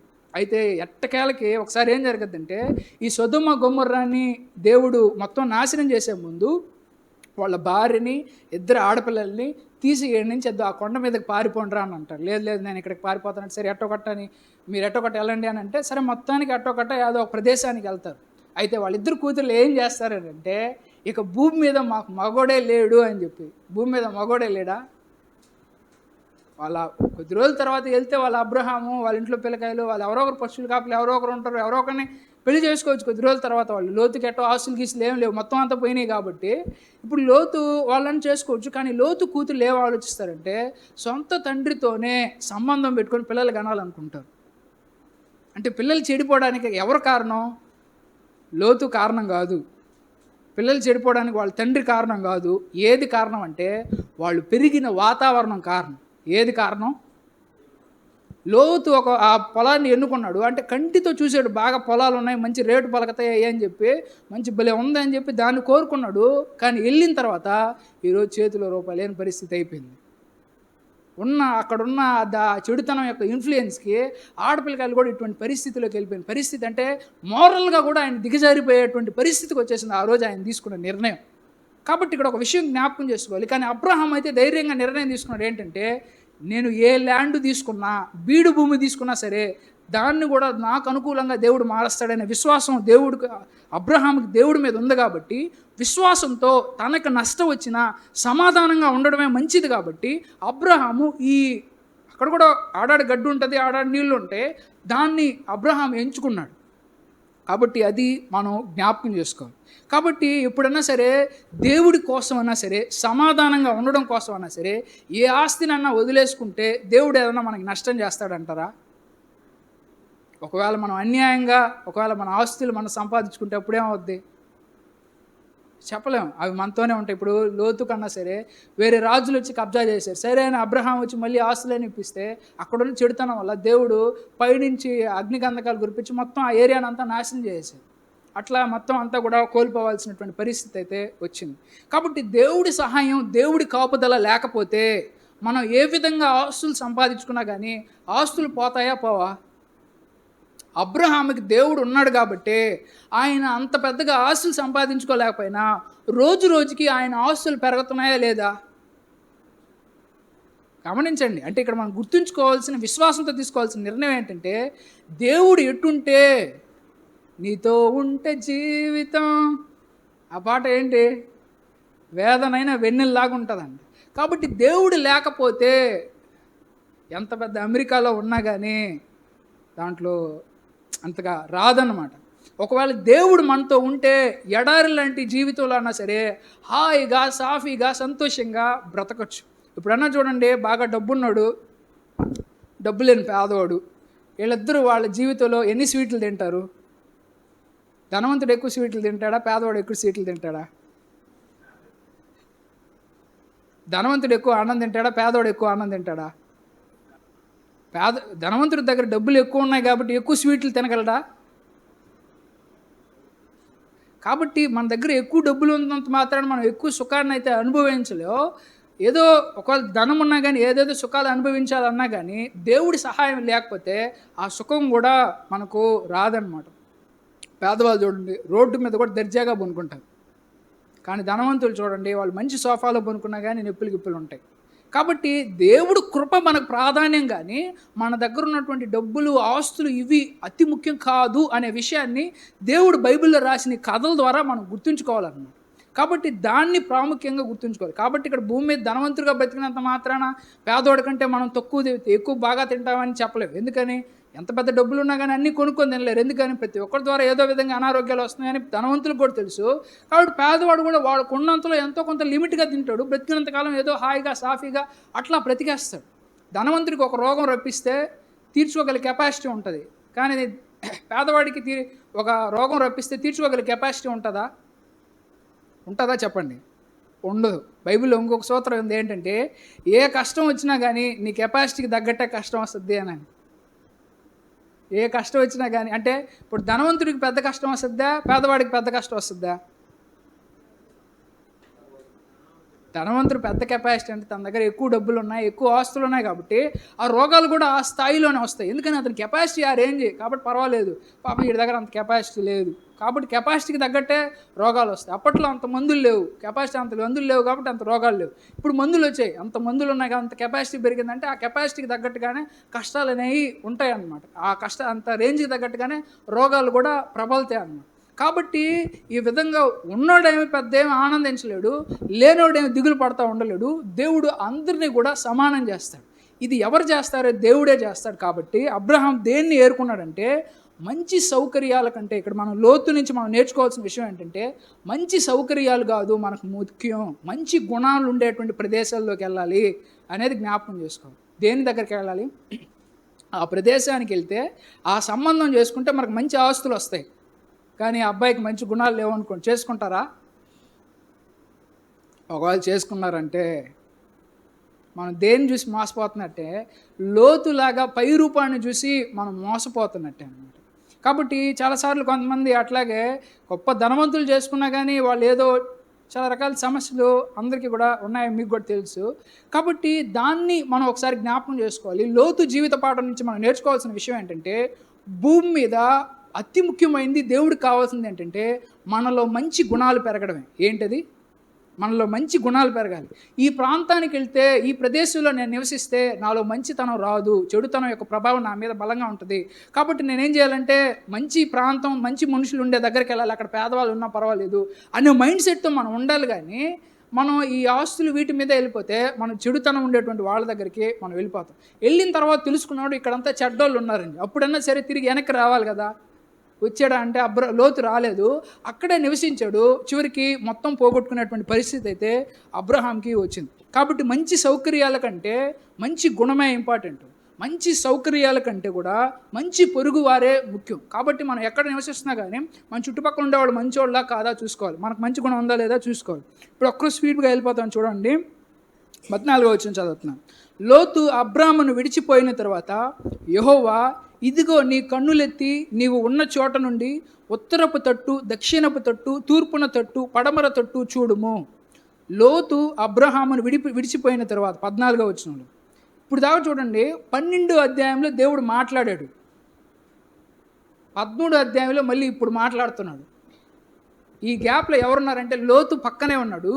లోతు పోయిన తర్వాత దేవుడు మాట్లాడాడంట. చూడండి, అందుకే అక్కడ గ్రంథకర్త దాన్ని మెన్షన్ చేస్తున్నాడు. లోతు అబ్రహాము విడిచిపోయిన తరువాత యెహోవా ఇట్లా ఏమి లోతున్నప్పుడు ఎందుకు మాట్లాడలేదు? లోతున్నప్పుడు ఎందుకు మాట్లాడలేదు? దేవుడు లోతుని పిలిచాడా, అబ్రహాముని పిలిచాడా? దేవుడు ఒకరిని పిలిచాడంటే ఇతరుడు నన్ను నమ్మి నా కోసం ఒకవేళ కష్టం వచ్చినా నాతోనే ఉంటాడు. దేవుడు ఒకరిని పిలిచాడంటే వీడు కరెక్ట్గా ప్రయాణాన్ని ముగించగలడు అని అనుకున్న వాడినే పిలిచారు. కానీ లోతు ఏంటంటే అబ్రహాముకున్నంత విశ్వాసం లేదు. అబ్రహాములాగా ఆస్తుల్ని త్యాగం చేసేంత విశ్వాసం లేదు.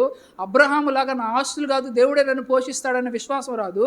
కష్టం వస్తే ఆయన మారిపోయేటువంటి రకం అనమాట. కాబట్టి దేవుడు లోతుని పిలవలేదు, అబ్రహామునే పిలిచాడు అనమాట. కాబట్టి లోతుకి తనకంటే వయసులో పెద్ద అయినా పాపం ఆయన సంపాదించుకునే స్థితిలో ఉన్నాడు, ఇంకా ఈ వయసులో ఆయన ఏం కష్టం చేస్తాడులే అని చెప్పి ఆయనకి ఎంతో కొంత ఇచ్చి ఉండాల్సింది లోతు. కానీ లోతుకి అంత విశ్వాసం లేదు. ఎంత విశ్వాసం లేదు అంటే దేవుడే మనను పోషిస్తాడో లేదా దేవుడే నా ఆశలు పెంచుతాడనే విశ్వాసం లేదు. కాబట్టి లోతు వెళ్ళిపోయినప్పుడు ఆయన చెప్పాడు. లోతు సంపూర్ణంగా దేవుడి మీద ఆధారపడలేదు కాబట్టి లోతుకి దేవుడి యొక్క వాగ్దానం కూడా తెలియదు, దేవుడి యొక్క వాగ్దానం మీద కూడా నమ్మకం లేదు. రెండోది ఏంటంటే దేవుడు ఒక నిబంధన చేయాలనుకున్నాడు. ఏంటది అంటే ఈరోజు మనందరం కూడా అబ్రహాం సంతానం అని చెప్పుకుంటా ఉన్నాం. అబ్రహాంకు ఒక వాగ్దానం చేశాడు, నీ పిల్లలు చాలా ఎక్కువ మంది పుడతారు అని చెప్పి దేవుడు చెప్పాడు. ఇది అబ్రహాము ద్వారానే దేవుడు చేసుకోవాలి అని అనుకున్నాడు, నోహ ద్వారా కూడా కాకుండా అబ్రహాము ద్వారానే ఆయన చేసుకోవాలనుకున్నాడు. కాబట్టి లోతు వెళ్ళిపోయిన తర్వాత, లోతుకి ఆ నిబంధనకి సంబంధం లేదు కాబట్టి లోతు వెళ్ళిపోయిన తర్వాతే అబ్రహాముకి దేవుడు మళ్ళీ ప్రత్యక్షమయ్యి ఒక మాట చెప్పాడు అన్నమాట. కాబట్టి కొన్నిసార్లు విడిపోవడం మంచిదా కాదా? కొన్నిసార్లు విడిపోవడం మంచిదా కాదా? విడిపోవడం వల్ల మంచి జరిగిందా లేదా? చూడండి, అబ్రహాం జీవితంలో ఏది జరిగినా ఆయనకి మంచే జరుగుతుంది. చెడు జరిగినట్టు ప్రస్తుతానికి కనిపిస్తుందా? ఆ చెడు ద్వారా మంచి జరుగుతుంది. మంచి జరిగింది అనుకున్నప్పుడు దాని ద్వారా మళ్ళీ ఏదో చెడు జరుగుతుంది, మళ్ళీ ఆ చెడు కూడా మళ్ళీ మంచిగా మారిపోతుంది. కారణం ఏంటంటే దేవుడు మనతో ఉంటే చాలు చెడే మనకు మంచిగా ఉంటుంది, మారన్నా సరే మధురంగా ఉంటుంది. ఎప్పుడైతే ఆ గొడవ ఆయన రిలేషన్షిప్ నుంచి కట్ అయిపోయాడో అప్పుడు మళ్ళీ ఆయనకి దేవుని స్వరం వచ్చింది, దేవుడు వాగ్దానాలు వచ్చాయి, దేవుడు సన్నిధి వచ్చింది, దేవుడు ఆయనతో మళ్ళీ మాట్లాడడం అనేది మొదలుపెట్టాడు. ఇక్కడ ఇంకో విషయం మనకు జ్ఞాపకం చేసుకోవాల్సిన విషయం ఏంటంటే కొన్నిసార్లు విడిపోవడం అనేది మంచిదే, కానీ సమాధానంగా విడిపోవాలి. ఎట్లా విడిపోవాలి? సమాధానంగా విడిపోవాలి. బంధువులు విడిపోయినా, భర్త భార్య దూరంగా ఉండాల్సి వచ్చినా కానీ ఎప్పుడైనా సరే విడిపోవడం కొన్నిసార్లు మంచిదే, కానీ సమాధానంగా విడిపోవాలి. ఇట్లా ఆయన ఆ విధంగా వాళ్ళు విడిచిపోతారనే విషయాన్ని జ్ఞాపకం చేసుకోవాలి. తర్వాత దేవుడు ఆయనకి చెప్తా ఉన్నాడు ఏంటంటే, ఇద్దో అబ్రహాము చూడు, ఇదే నేను నీకు వాగ్దానం చేయబోయే దేశం. కుడివైపు చూడు, ఎడం వైపు చూడు, ఇటు తిరిగి చూడు, అదో వెనక్కి తిరిగి చూడు, మొత్తం ఇదంతా చూడు, నీ కన్నులారా తెలివితోనే చూడు, ఇక్కడ నుంచి ఆడదాకా వెళ్ళు, ఆ దూరం వెళ్ళు, నేను ఇచ్చే భూమి ఎట్టుంది ఏంది అంతా చూసుకో, ఇది పర్మనెంట్గా నీకు నీ పిల్లలకి ఇస్తా ఉన్నా. అదేంది గవర్నమెంటా మనకు పట్టాలు ఇచ్చేది? దేవుడా పట్టాలు ఇచ్చేది? దేవుడు పట్టాలు ఇస్తాడా? గవర్నమెంట్ పట్టాలు ఇస్తుందా? కానీ దేవుడు ఒక పట్టా ఇస్తాడు ఏంటంటే, తరతరాలు ఈ భూమి నీదే అబ్రహాము, నీదే అని దేవుడు ఒక పట్టా ఇచ్చాడు. దేవుడు ఒక పట్టా ఇస్తే గవర్నమెంట్ లాక్కోగలదా? అబ్రహాంకి, ఇద్దో అబ్రహాము, ఇదే నేను వాగ్దానం చేసింది, ఇందుకని ఈ ఊరు వదిలేసి రమ్మనింది, ఈ భూమి నీకు నీ పిల్లలకంతా ఇస్తానని చెప్పాడు. దేవుడు ఆ భూమి ఇచ్చాడు కాబట్టి ఈ రోజుకి కూడా అబ్రహాం సంతానానికి ఆ భూమి అనేది ఉంది. చాలాసార్లు కూడా చాలా దేశాల్లో కూడా చాలామంది నివసిస్తుంటారు, కానీ ఆ దేశం వేరే వాళ్ళు వచ్చి కబ్జా చేసుకున్నప్పుడు వాళ్ళందరూ ఆ దేశాన్ని వదిలి వెళ్ళిపోతారు. తిరిగి మళ్ళీ ఒక దేశంగా మళ్ళీ ఫామ్ అవడం అనేది చాలా కష్టం అన్నమాట. అట్లా చాలా రాజ్యాలన్నీ వస్తాయి, పుడతాయి, ఇది మా భూమి, మా ఆస్తులు అనుకుంటారు. ఆయన్ని మళ్ళీ ఎవరో ఒకటి కబ్జా చేస్తారు, రాజులు వస్తారు, అటాక్ చేస్తారు, మళ్ళీ ఎవరోళ్ళు అట్ట వెళ్ళిపోతారు, అందరూ చచ్చిపోతూ ఉంటారు. కానీ అబ్రహాముకి ఇన్ని సంవత్సరాలుగా దేవుడు వాగ్దానం చేశాడు కాబట్టి ఆ ఆస్తి వాళ్ళ పేరు మీదే. ఎవరి పేరు మీద? అబ్రహాం పిల్లల పేరు మీద ఉండడానికి ఎవరు కష్టపడతారు? గవర్నమెంట్ కష్టపడితే దేవుడు కష్టపడతాడా? కష్టపడడానికి అబ్రహాం లేకపోవచ్చు, కానీ మాట ఇచ్చినోడు కష్టపడ్డా? కాబట్టి దేవుడు మనకి ఏదన్నా వాగ్దానం చేస్తే, దేవుడు మనకి ఏదన్నా ఒక ఆశీర్వాదం ఇస్తే అది మనం మాత్రం అనుభవిస్తామా, మన పిల్లలు కూడా అనుభవిస్తారా? చెప్పండి. మనం అనుభవిస్తాం, మన పిల్లలు కూడా అనుభవిస్తారా? పిల్లలు కూడా అనుభవిస్తారు. ఒకవేళ దేవుడు మనల్ని ఆశీర్వదించకపోతే అది ఇప్పుడు మనకు ఆశీర్వాదం ఉండొచ్చు, కానీ అది మన పిల్లలకి అది ఆశీర్వాదంగా, ఆ ఆశీర్వాదాన్ని మన పిల్లలు అనుభవించలేనటువంటి స్థితిలో ఉంటారు. కాబట్టి మనం ఎవరి దగ్గర మొరపెట్టుకోవాలంటే దేవుడి దగ్గర మనం మొరపెట్టుకొని నా పిల్లల్ని కూడా ఆశీర్వదించుదేవా అని ఆయన అడగాలి. అబ్రహాం అడగలేదు, కానీ అబ్రహాం మంచితనాన్ని బట్టి, ఆయన నిబంధనను బట్టి తరతరాలని అక్కడ ఆశీర్వదిస్తూ ఉన్నాడు. తర్వాత చూడండి 15వ వచనం చదువుతున్నాను. ఎందుకనగా నీవు చూచుచున్న ఈ దేశం అంతటిని నీకును నీ సంతానమునకును సదాకాలము ఇచ్చేదను. ఎంతకాలం అంట? కొంతకాలం, కాంట్రాక్ట్గా కాదు, సదాకాలం ఇస్తాను అని అంటున్నాడు.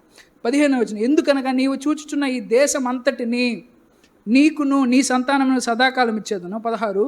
మరియు నీ సంతానమునకును భూమి మీద నుండి రేణువుల వలె విస్తరింపజేసేదను. ఎట్లనగా ఒకడు భూమి మీద నుండి రేణువులను లెక్కింపగలిగిన ఎడల నీ సంతానమును కూడా తెప్పించగలుగును. కాబట్టి ఆశీర్వాదం అబ్రహాముకి మాత్రమే కాదు, అబ్రహాము యొక్క పిల్లలకి కూడా. ఎందుకని అబ్రహాం పిల్లలు ఆ భూమి ఇచ్చాడు? మంచి భూమి ఎందుకు ఇవ్వలేదు?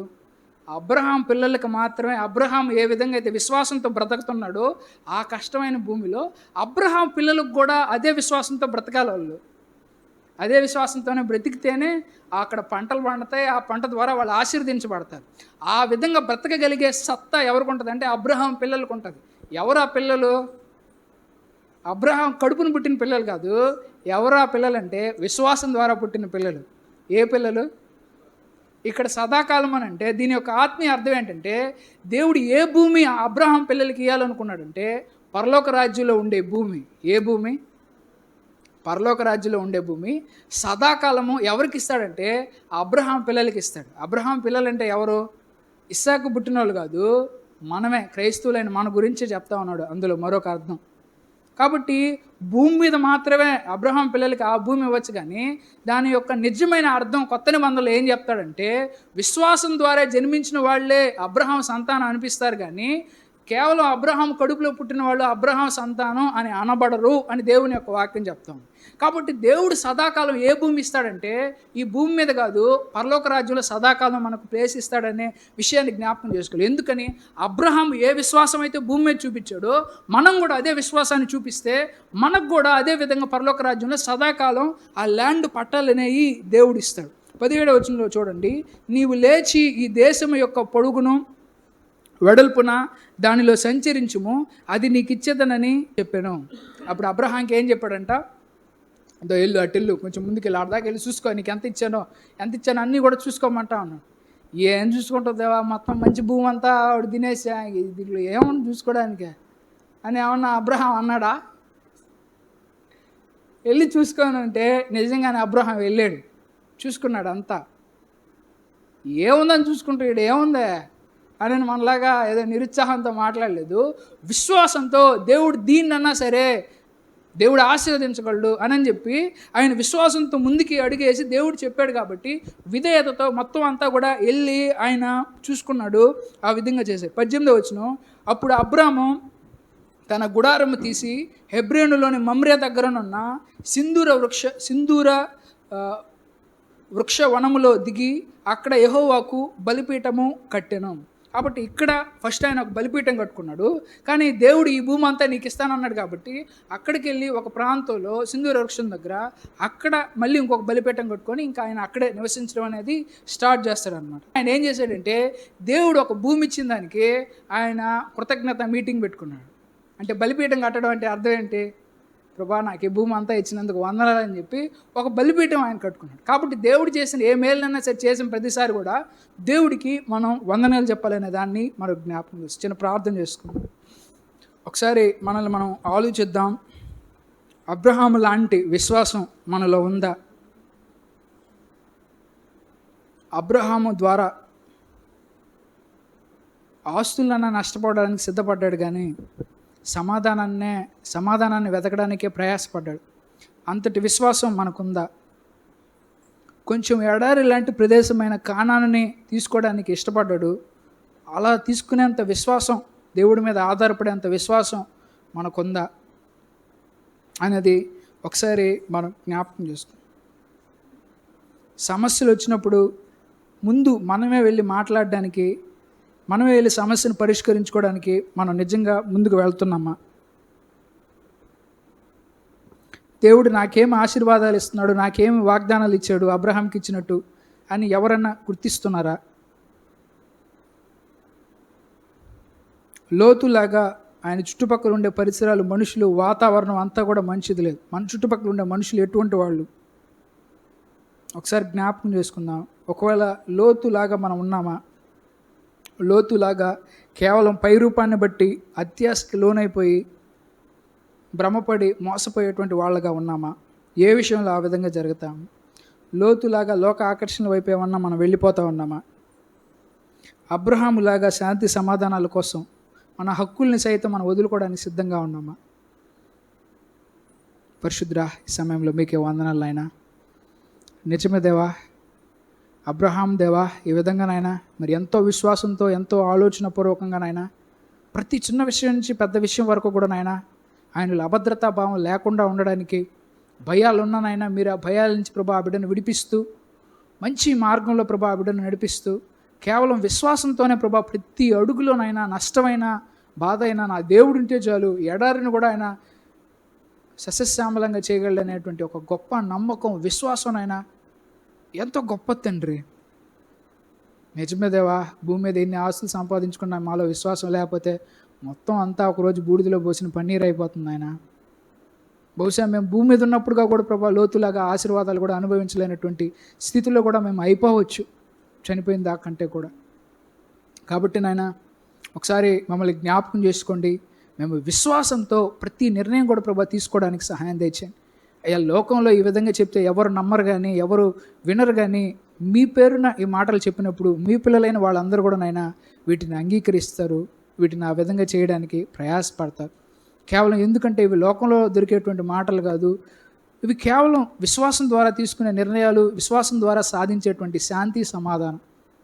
కాబట్టి నన్ను వాటి కోసం ప్రభా మేము ప్రయాసపడడానికి మీరు మాకు ఇచ్చేటువంటి యొక్క జ్ఞానాన్ని బట్టి, అన్నిటికంటే గొప్ప ఆస్తి మీరు ఇచ్చిన వాగ్దానాలు, మీరు మాకు తోడు ఉండడమే అనేది ప్రభా మేము గుర్తుంచుకోవడానికైనా, అబ్రహాము లాగా మేము ఆలోచించడానికైనా సహాయం తెచ్చండి అయా. లోతులాగా ప్రభా కష్టం వచ్చింది కాబట్టి విడిపోకుండా నాయన, కష్టంలో కూడా ప్రభా విశ్వాసంతో నిర్ణయాలు తీసుకుంటూ సాధ్యమైనంత మేర నాయన కలిసి ఉండడానికి కూడా ప్రభా కావాల్సిన సహాయాన్ని, కృపను కూడా నాయన మరి మీరే దయచేయమని కూడా దేవా మరి వేడుకుంటూ.